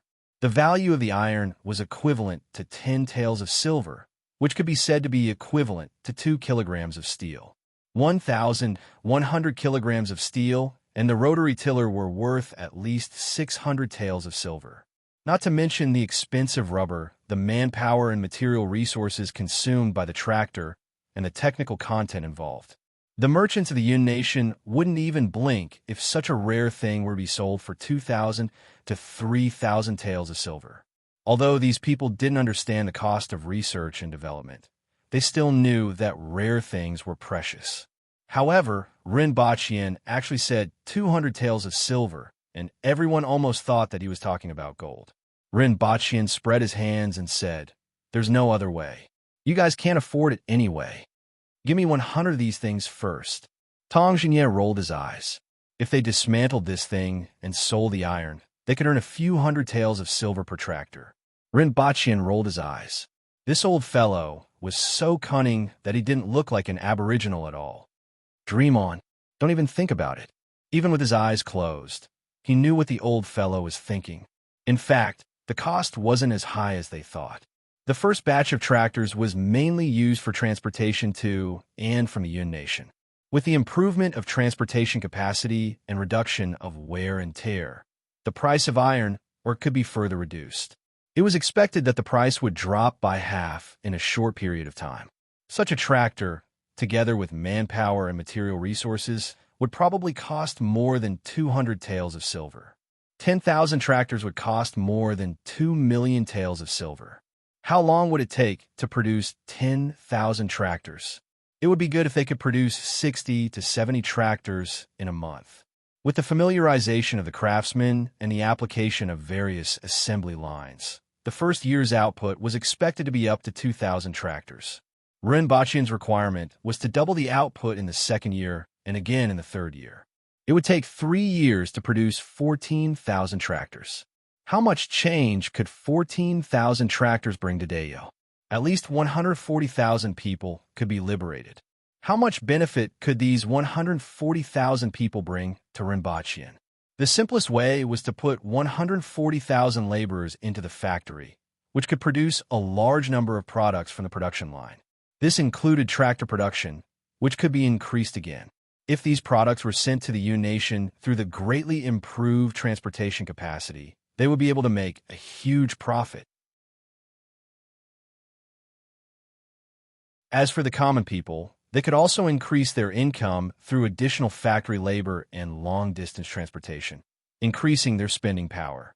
Weren't all the fresh goods in Dayo's market the products of the Imperial Trading Company, like spices, like glass products? For example, a series of products that were about to be launched into the market to improve people's livelihood. The tractor was losing money, but everything else was making high profits. In this way, a large portion of it would flow back into his pocket. In the long run, the lives of some of the commoners would improve. Through the factories, they would be able to train a large number of skilled workers.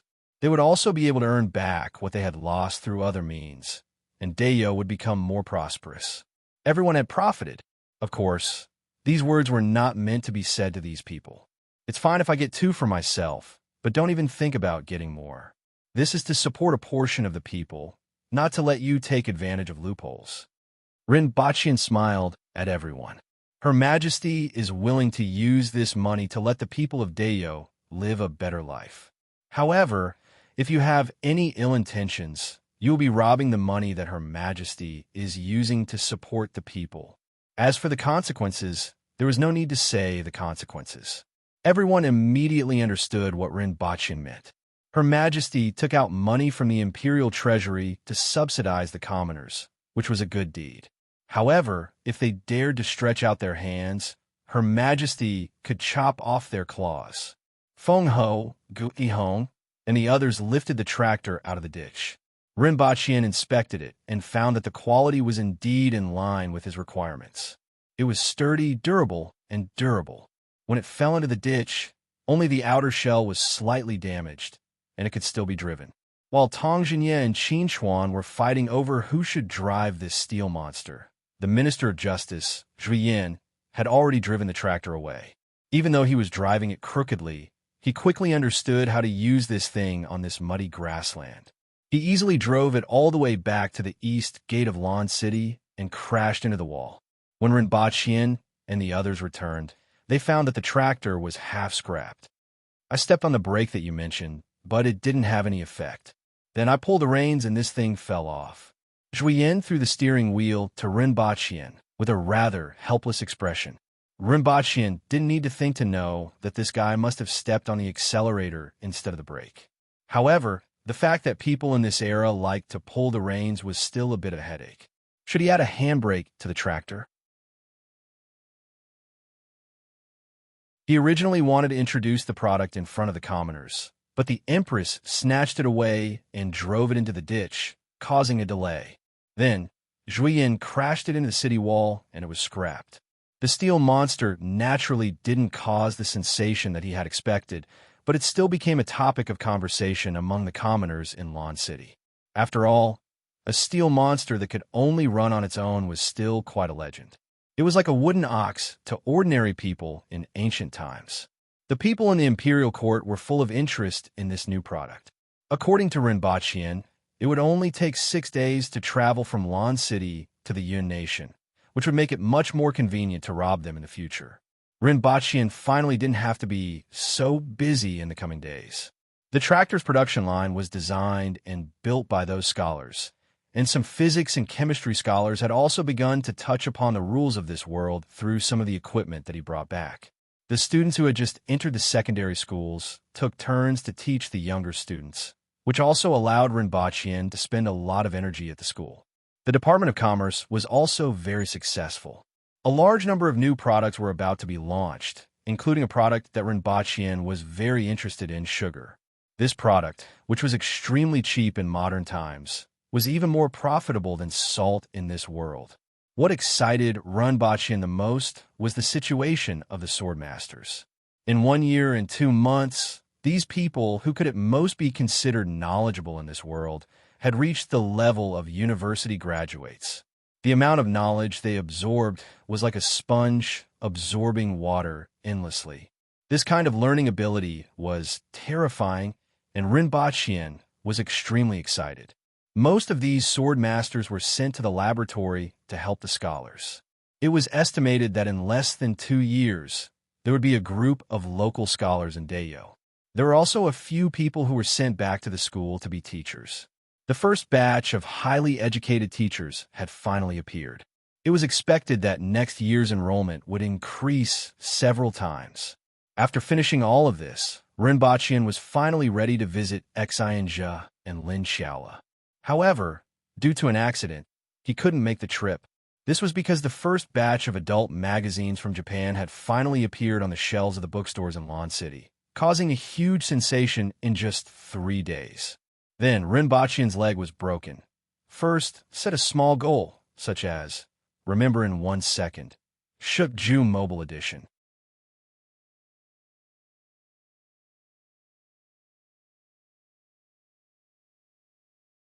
Chapter 971. Rinpoche limped forward in the palace with the help of a walking stick. He looked mournful. Stop pretending. I only kicked it once. The Empress muttered. It broke in 1 kick. Rinpoche looked at her with narrowed eyes. Serves you right.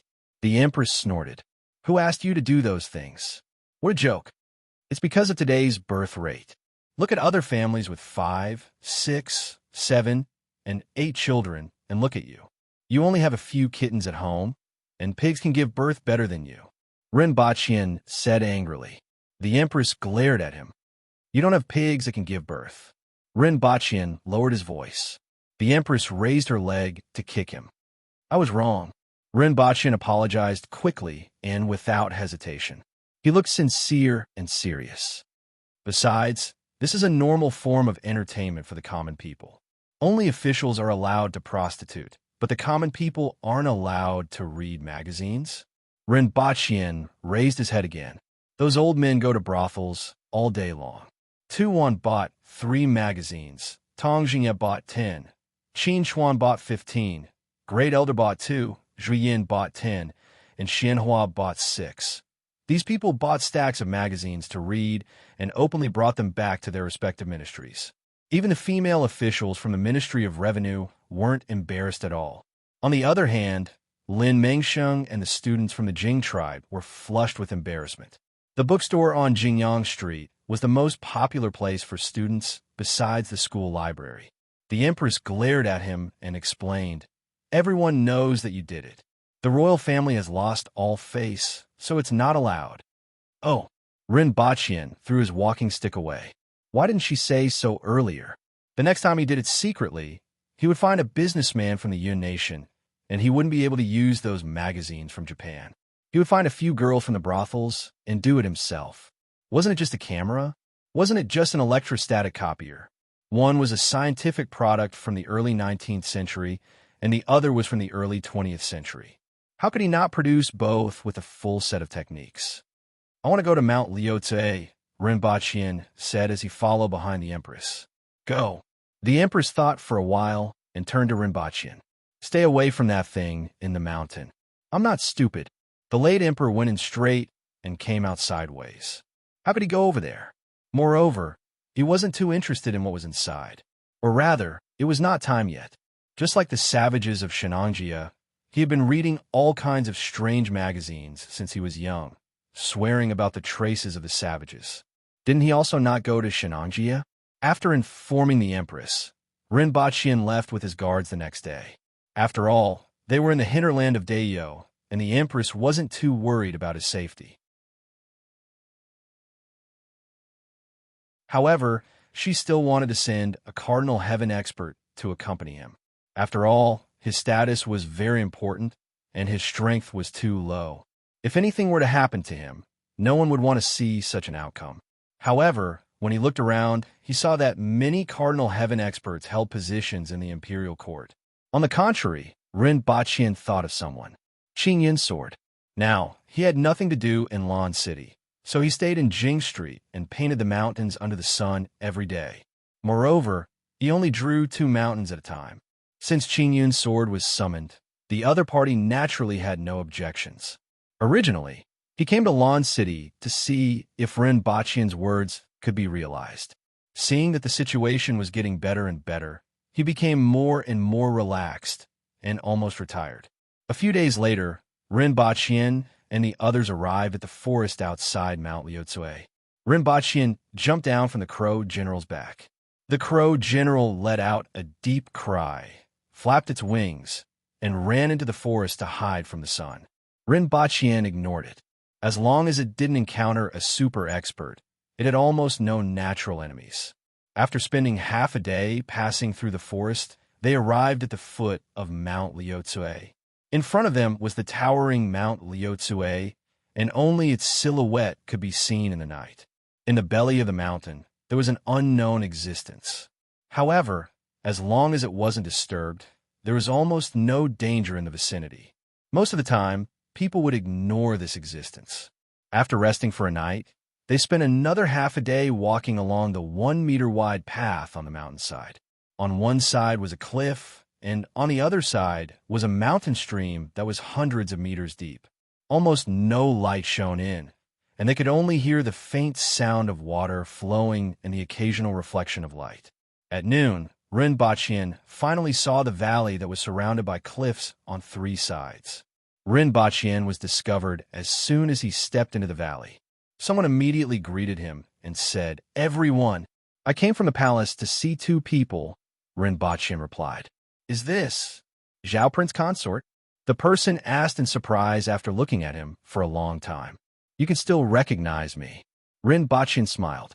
He only stayed for a few days the last time he was here, and he didn't expect that someone would still remember him. However, when they thought about it, it was almost impossible for them to meet anyone other than the ancient race. Now that he thought about it, it was no longer surprising. Unexpectedly, the other person scratched his head and said, "I heard you're bald. Otherwise, I wouldn't have recognized you." Rinpochian's face crumbled on the spot. Who said that? His baldness had spread all the way here. Did these people have nothing better to do? That Miss Lin said it. Zhao Prince Consort is here to see them, right? The other party betrayed Lin Xiaola without hesitation. "Where is he?" "Prince Zhao, please come inside." The aboriginal guard replied. These people didn't have any concept of politeness and didn't show any respect for Rinpochian. They spoke as if he was an ordinary person. In fact, this was the case for most of the time in the ancient race. This was unless they met people like the Empress, the 6 ministers, and the 24 ministers.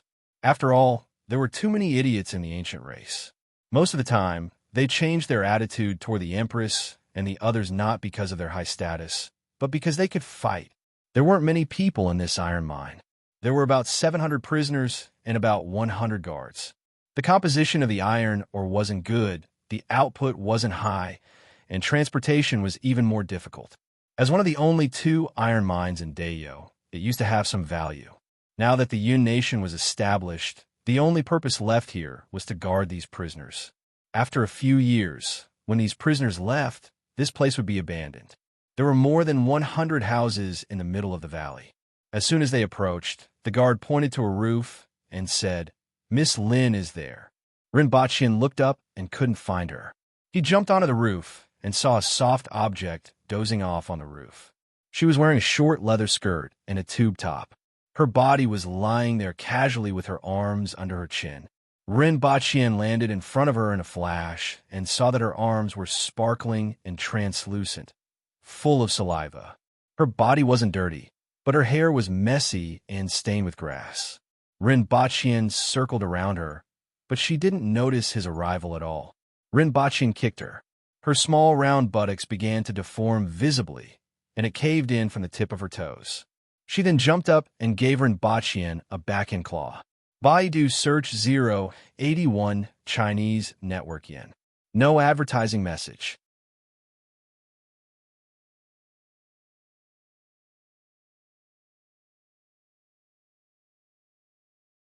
Chapter 972.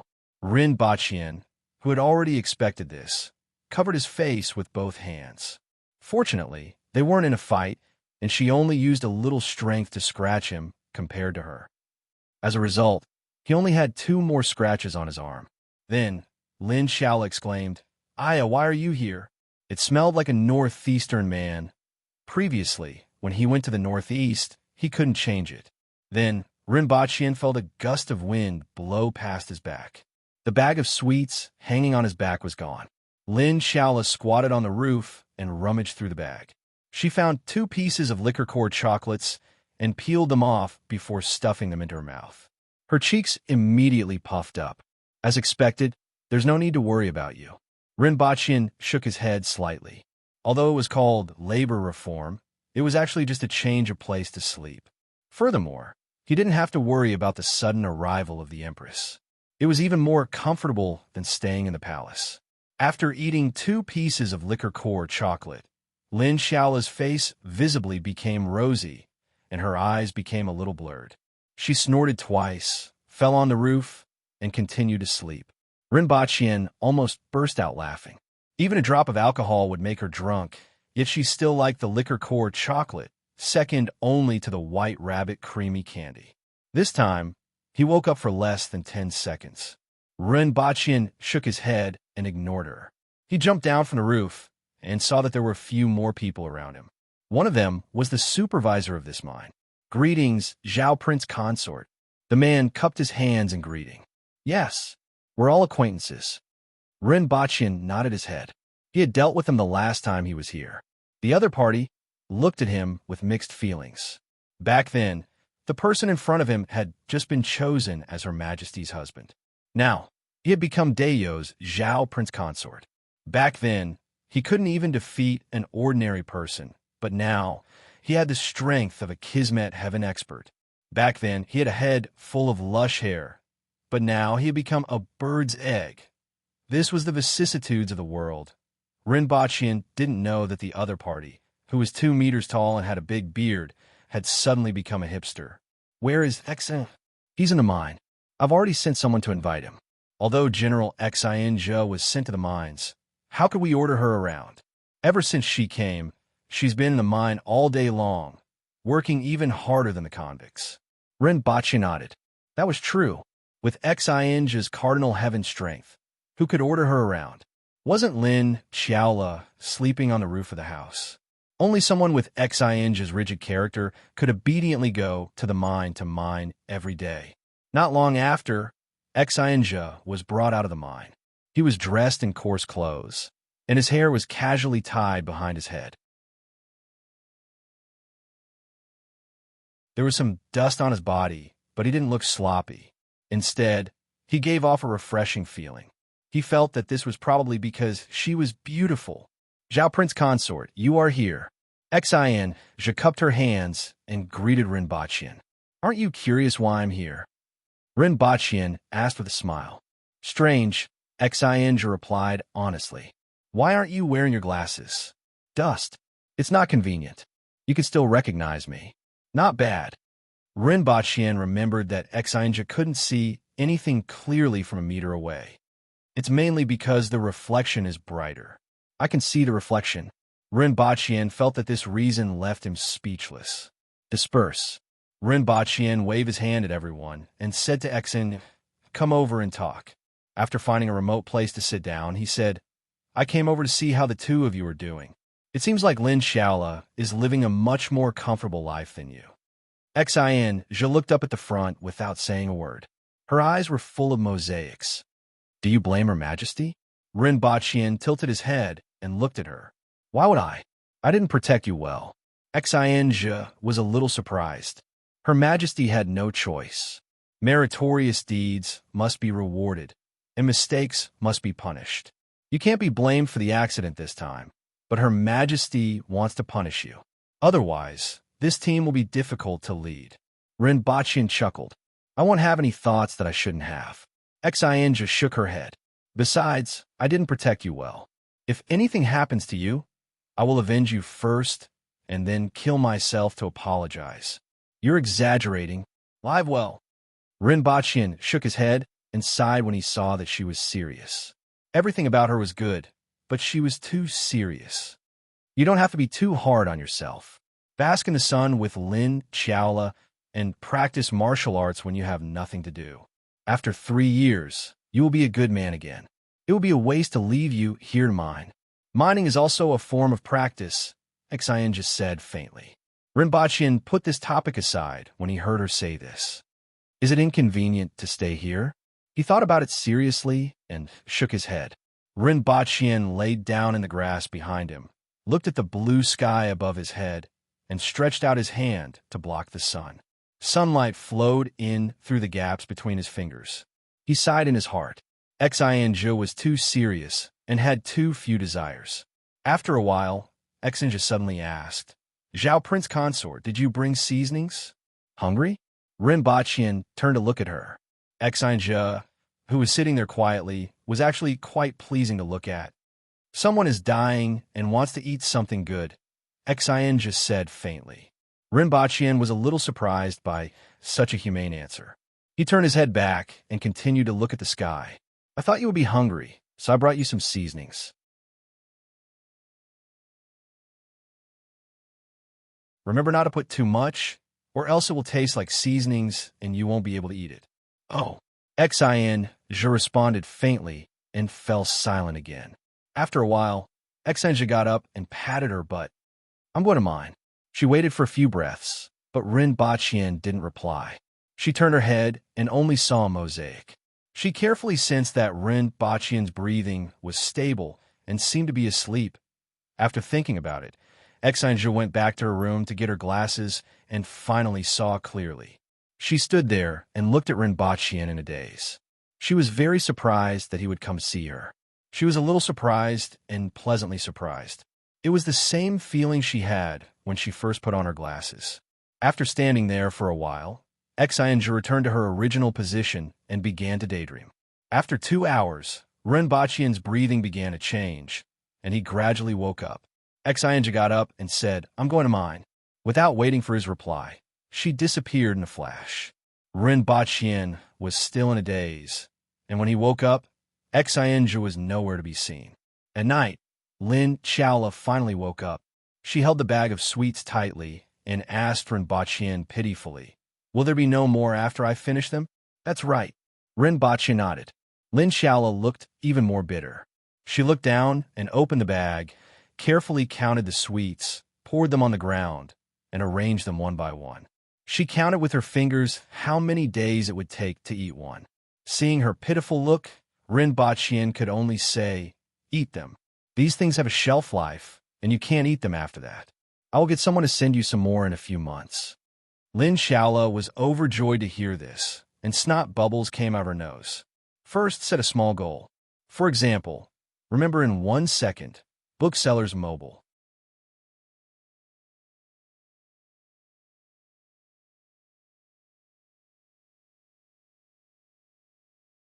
Chapter 973. Ren Baqian stayed at the mine for a day before returning to Lan City. It took him half a month to go back and forth, and he stayed for less than 24 hours. However, Ren Baqian felt that it was worth it. Both of them were dismissed by the Empress and sent to the mine because of him. After returning to Lan City, Ren Baqian started to get busy again. The Imperial Grocery Store was renamed the Imperial Department Store, and there were many new products. white granulated sugar, flour, rice, soybeans, sweet potato wine, fruit wine, vermicelli, soy sauce, sesame oil, canned fish and beef, dried salted fish, and a series of agricultural products and agricultural products. The sweet potato wine and fruit wine were sold out as soon as they were introduced. Next were sugar, soy sauce, and sesame oil. Alcohol and seasonings were the favorites of the Aboriginals.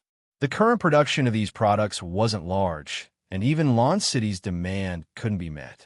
However, they made the Imperial Department Store famous. Regardless of whether they were Aboriginals or the Jing tribe, the Imperial Department Store was a must-visit place in Lawn City. In addition, there was another extremely important product, cotton cloth. Unfortunately, it wasn't paid much attention to. It was too expensive for ordinary people, and it was far inferior to silk and satin for officials. However, Rinpoche didn't care. New things would always change the world little by little. These cotton cloth were produced in an experimental plot, and it would take some time to grow them on a large scale. Although looms were easy to make, it was impossible to hire weavers. It would take a few years for cotton cloth to be sold at a low price on the market. This time, he just wanted to let the people know that there was such a thing. For this reason, he specially wore a t-shirt for a month. There were 6 big words printed on the back, number 6 in the world. This made the students from the academy laugh even harder. However, it didn't take long for him to see some of the students from the academy wearing t-shirts like him. However, the material of their clothes couldn't be compared to the ones Rinpoche brought back from Earth. They were a little yellow and wrinkled. They were comfortable to wear, but not aesthetically pleasing. After a few days, no one wore them anymore. No one was wearing cotton anymore, but many people were wearing improved silk t-shirts. Or rather, a half-sleeve mandarin jacket was more suitable. After all, even though it wasn't difficult to make a t-shirt, it wasn't easy to make it look good. Therefore, clothes like the mandarin jacket naturally appeared. This kind of clothing was easy to wear, convenient, comfortable, breathable, and looked novel. Most importantly, it saved on fabric. Within a short period of time, this trend had spread from the academy to the entire Lawn City. Middle and lower class officials wore silk cloths, while the commoners wore coarse cloths. As for the middle and upper echelons, they naturally wore loose robes with large sleeves. According to their simple values, the more cloth one wore, the richer they were. Seeing this situation, Rinpoche pondered for a moment and waved his hand. Half a month later, a batch of cotton underwear appeared in the imperial grocery store. Recently, the Empress had been rather restless and restless. Whenever she sat there, she would frown and often get distracted. This made Rinpoche a little worried. He did not know what had happened to cause the usually heroic Empress to become like this. "Your Majesty, what's wrong? Look at you. Your forehead is full of wrinkles recently." On this day, Rinpoche took some time out to accompany the Empress to sunbathe in the garden and listen to tunes. The Empress was speechless. "I might be giving birth." The Empress thought for a while and finally decided to tell him.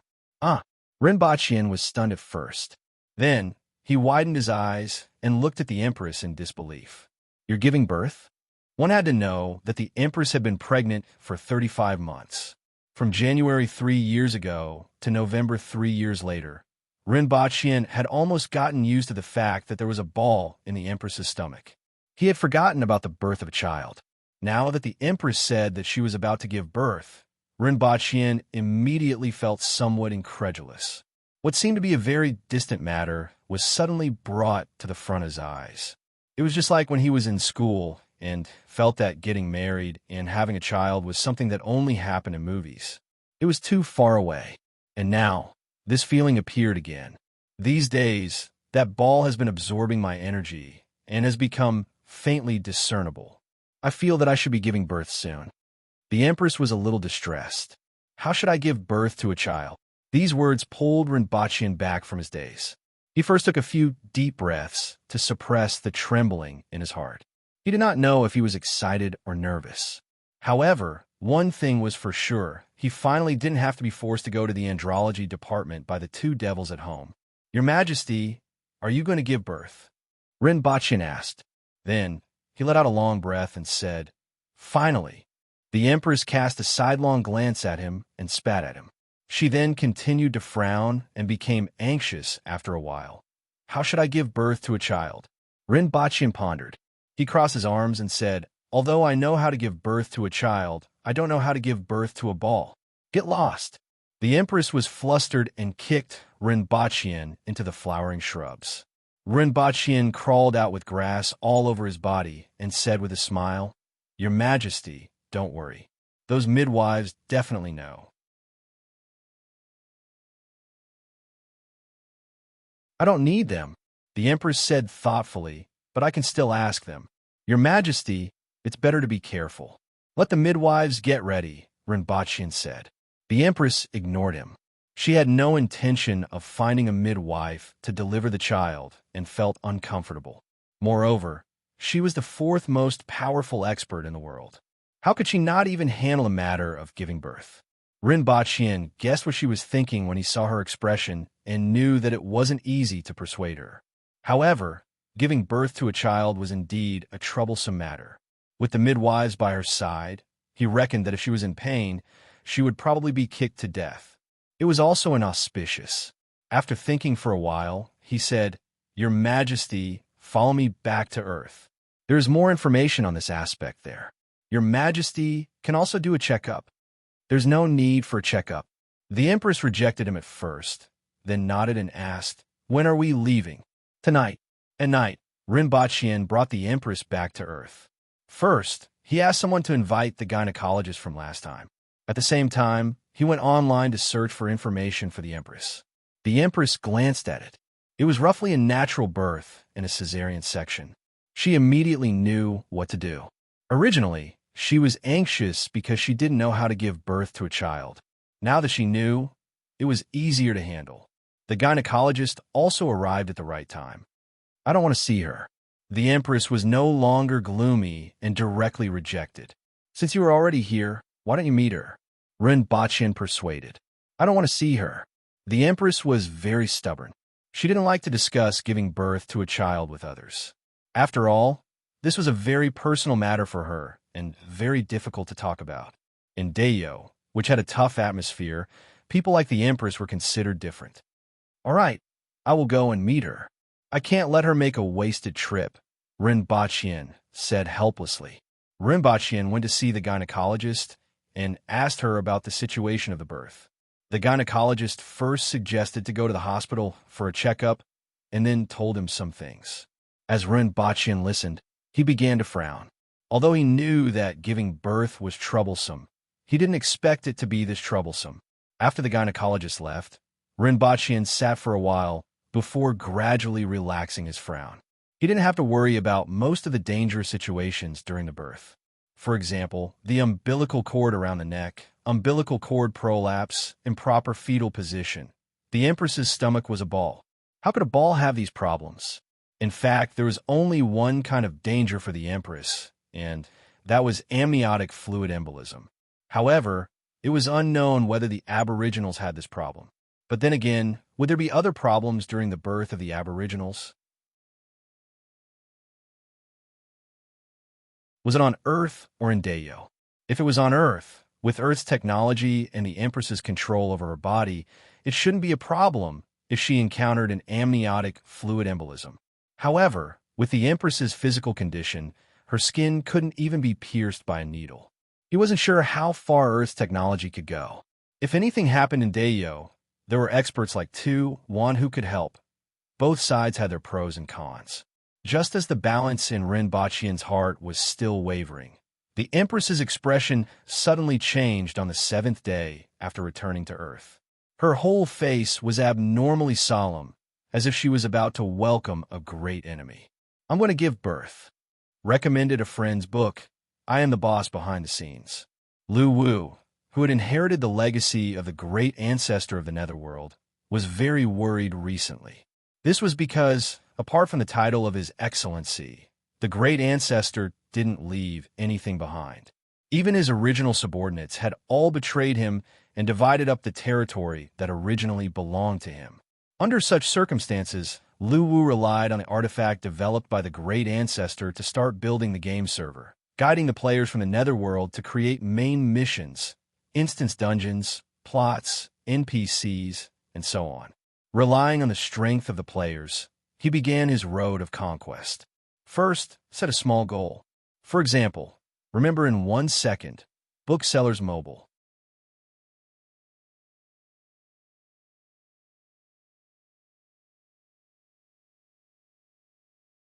Chapter 974.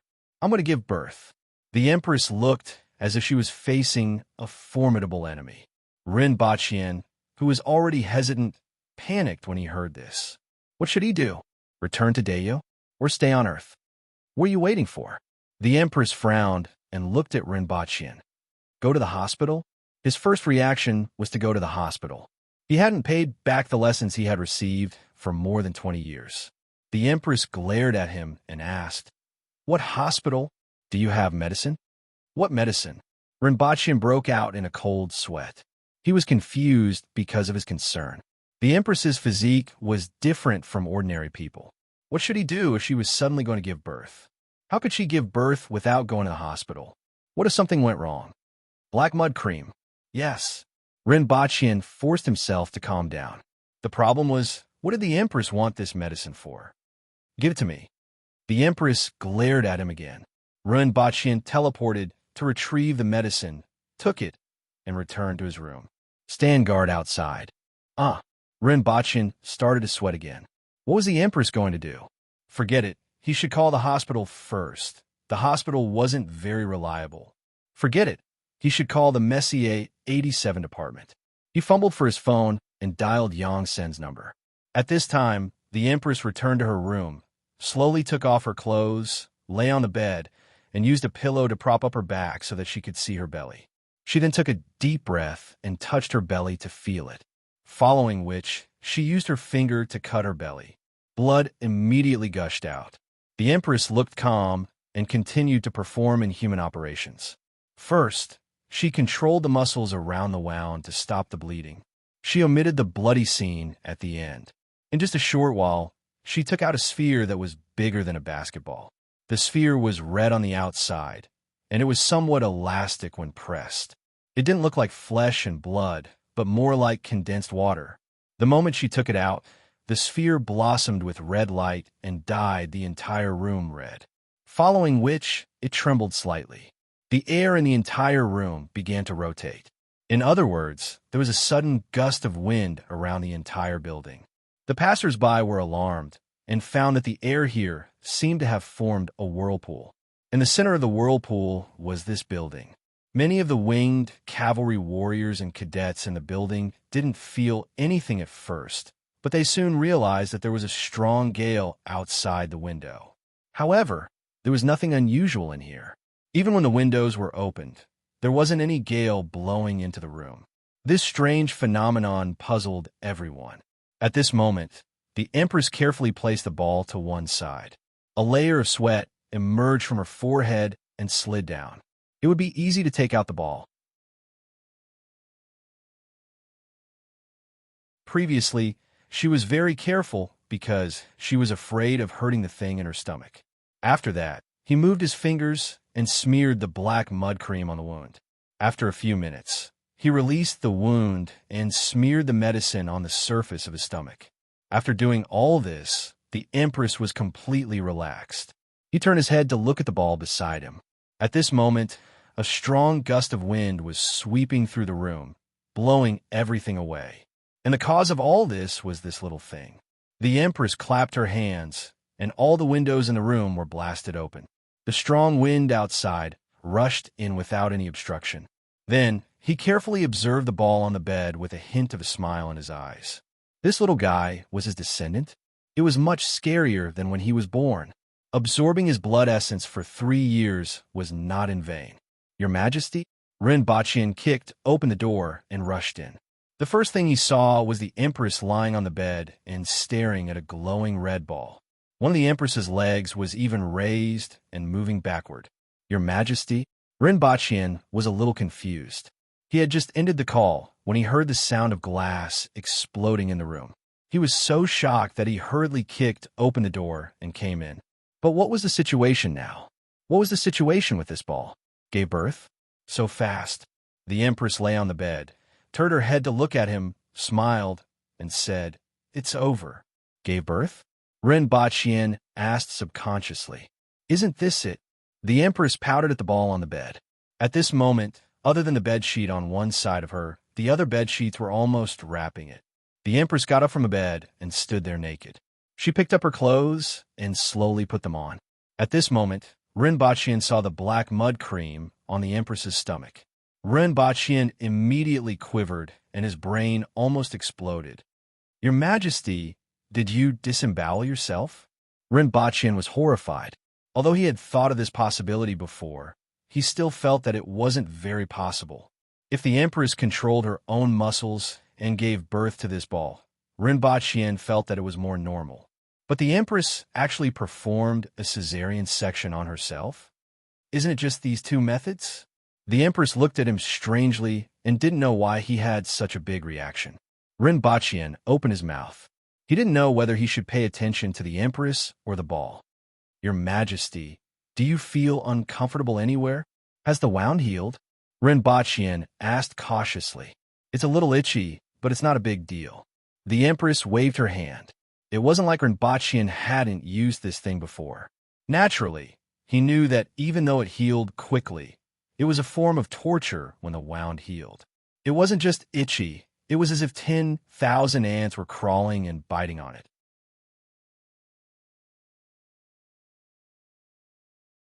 However, the Empress looked so relaxed as if this wasn't happening to her. Ren Bachien fixed his gaze on the Empress. He couldn't even feel the surrounding gale. He only felt that the Empress at this moment was exceptionally heroic. This made his heart pound. It wasn't until the Empress put on her clothes that she came back to her senses. She turned her head to look at the room where the gale was blowing and the red ball that was at the center of everything. "Is this my son?" Ren Bachien muttered to himself. "Of course." The Empress glared at him unhappily. "What's going on? He seems to be absorbing something, but I've never heard of it before." The Empress was also a little curious. How long is this going to last? Ren Bachien looked out of the window and saw that a tornado was about to form. The dust that filled the sky was swept into the house along with the gale. There were even cigarette butts and waste paper. This was really a change in weather. In the past, he had heard people say that there would be strange phenomena when someone made a sound, but that was all bragging. This time it was real. At this time, the people downstairs finally realized that this strange phenomenon was coming from the top floor, where Zhao Prince Consort and the Empress lived. Many of the winged cavalry warriors were shocked and rushed to the top floor. Ren Bachien heard someone kick the door open. He turned around and saw many winged cavalry warriors rushing in. "Stop! Zhao Prince Consort, what happened?" Many of the winged cavalry warriors were flustered. "Cough, cough." Ren Bachien coughed twice and solemnly said, "Her Majesty has given birth." Huh? What?" Everyone exclaimed in shock. "How's Her Majesty?" "She's fine," Ren Bachien replied. "Stand guard outside." The Empress's faint voice came from the room. Ren Bachien turned around and entered the room. He saw the Empress sitting cross-legged on the bed and staring at the ball as if she was staring at something strange and interesting. Although this was her son, it was indeed strange and interesting. After a full 15 minutes, the suction from the ball suddenly stopped, and the wind that blew into the room suddenly became chaotic. However, the wind had lost its source and quickly dissipated. The room was already unsightly as cigarette butts, paper, and rubbish were everywhere. However, Ren Bachien didn't care about this at all. He stared at the ball that was beginning to dim and asked, "Your Majesty, what should we do? Should we find a kitchen knife to cut it open?" "How dare you?" The Empress glared at him fiercely. "Then, are we just going to wait?" Ren Bachien asked. The Empress fell into deep thought. At this moment, a cracking sound was suddenly heard from a ball. A thin crack appeared on the ball. Baidu search 081 Chinese language website yen. No advertising message.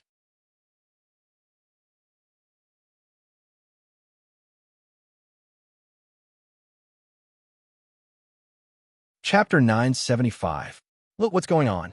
In an office, a middle-aged man clicked on a projection, and 5 images appeared in the air. All 5 images showed scenes of the city. Others could recognize at a glance that it was the same city. Wuji City, one of the most mysterious cities on Earth. At this time, the positions of the 5 images were also different. The most attractive one was in one of the images. A building was surrounded by a wind pillar. Countless leaves, and dust made the wind pillar appear colorful. Outside this wind pillar, strong winds swept toward this location from all directions of the city. It was as if there was a giant koan here that wanted to suck the entire world in one gulp. As the images moved, it could be seen that the wind pillar wasn't only on the ground but also in the sky. A funnel-shaped cloud appeared in the sky above the city and was constantly rotating. The center of all this was the top floor of that building. As for the other scenes in the images, they weren't affected much. At most, they could feel some movement of the wind. Only that building. Furthermore, it was in the center of the city. Everyone could conclude that this couldn't be natural. This is the position of that person. Someone immediately said, "That's right. What exactly happened to produce such a great force? This suction is hundreds of times greater than that of the wind tunnel. It's definitely not human power." In other words, if someone had such power, that person would be a god. Could it be that the passage has opened? It would make sense if the passage caused such a scene. What passage? Don't ask too much. Have you sent people to check the other tall buildings and see if they can see anything? If the passage has really opened, then this world will change greatly. Let Yang's son inquire about it. He has some friendship with that person. There were more than a dozen people in the room. Some were worried, some were thoughtful, some were restless, and some were confused. 2 hours later, the man pressed a button, and Yang's son appeared on the screen. Yang's son looked much stronger now, and his face was angular, as if he had become more than 10 years younger. "Stop guessing. The Empress has given birth," Yang's son said, as soon as he appeared on the screen. The Empress was what they called Qi Zi Xiao now. After all, they could guess some things from the words of Rinpoche and the others. In particular, Rinpoche kept referring to Her Majesty this and Her Majesty that every day. It was fine if it was just 1 or 2 days, but now that it had been almost 20 years, everyone would be fools if they still didn't know. As for Rinpoche's identity, was there a need to ask? The Prince of Country. However, what they didn't know was how much power the countries in that world controlled. In any case, there were nearly 100 Earth Wheel experts in that building. If they were thrown into any city in this world, it would cause a disaster. Give birth. Everyone was shocked. "Impossible. I'm afraid it's true," Yang's son said with a bitter smile. "He called me before. He was a little worried. In the end, it happened in less than 2 minutes. I can see that there are people monitoring the upper floors of each building. There are indeed no passageways." After the man finished speaking, he used another device to project a few pictures. One of them was a woman in red standing in front of a broken window. Her eyes were filled with murderous intent as she looked in this direction. Even though everyone was looking at this picture, they could feel the bone-piercing, killing intent coming from the other side of the picture, causing them to tremble all over. I was too rash. However, after all, it's such a big matter. You should be able to understand, Yangsen said faintly. He understood Rinpoche very well. As long as no one provoked him, he was actually very content. After so many years, both parties had been very happy working together. The other party wasn't an inconsiderate person. If this investigation was discovered by the other party, he would probably have to apologize and explain himself. Following that, there was another picture that was slightly slanted, and one could see a baby sitting on the bed. The important thing wasn't the baby, but the bulging muscles on the baby's body. Without seeing this picture, no one could imagine that a baby would actually have bulging muscles, just like a bodybuilder. In addition, there was another thing. The baby had an extremely long head of hair that almost tied itself up a few times. The man was amazed as he untied the hair that was tied up on the baby. The next picture was of the Empress bending over to pick something up. There was another picture of the Empress making a throwing motion. There was nothing else after that. Just these few pictures? We were discovered by the other party, so we can't take any more pictures. Furthermore, the man's expression was a little strange. Do you know where this picture was taken? Zhongda building. That's right, it was 6 kilometers away from that building. However, the other party actually threw a stone over. 6 kilometers, and a stone was thrown over. Just thinking about this number was terrifying. This strength was simply inhuman. It simply ignored the laws of gravity. Are they all right? Someone asked. Our people are fine. The man's expression was a little strange. Our people are in the easternmost room of Zhongda building, and the one that was hit was the one on the west side. Everyone thought about it. Zhongda building was more than 400 meters wide from east to west. Their strength was terrifying, and their accuracy was also terrifying. However, they still didn't dare to let their guard down. One had to know that this was 6 kilometers away. Not only did the other party discover their investigation, but he also actually threw a stone over. How much strength did this require? How fast did this require? It looked like it was more than 400 meters off course, but at this distance, Zhongda building was only as thick as an electric pole in the eyes of the other party. It wasn't unreasonable for it to be so off course. Everyone discussed for a while, and they felt a deep sense of reverence for the legendary Empress. Then they began to wonder, that child doesn't look like a newborn. It's indeed a newborn. Yang Sun opened his mouth and said, that body of muscles and such long hair. How could it be a newborn? I know that you guys find it hard to believe, and I find it hard to believe too. However, to be able to have such a momentum at birth, it naturally won't be the same as ordinary people, Yang Sun said slowly. He dared to say this because he naturally had his own sources of information. Everyone had different expressions. They didn't dare to believe it, but they couldn't doubt it. After a long time, someone suddenly said, if there really is such a phenomenon at birth, then he simply isn't human. When he grows up, won't he be a god? As soon as this was said, everyone's expression changed. If that was really the case, then it was simply terrifying. Don't think too much. Also, don't investigate him anymore. We aren't on the same level. Yang Sun warned everyone and turned off the screen in front of him. There were still many things he had to do next. Not only did he have to report to the higher-ups, but he also had to contact the other party. He also had to think carefully about what kind of gift to give. Baidu search 881 Chinese network yen. No advertising words. You're tuning in to the Romance Rendezvous YouTube channel. We're so grateful for your support, and don't forget to subscribe to join us on this incredible journey through captivating stories. Your generosity through donations truly makes a world of difference, as it's the primary source of revenue that allows me to expand and enhance this channel for you. Thank you from the bottom of my heart for being a part of this adventure.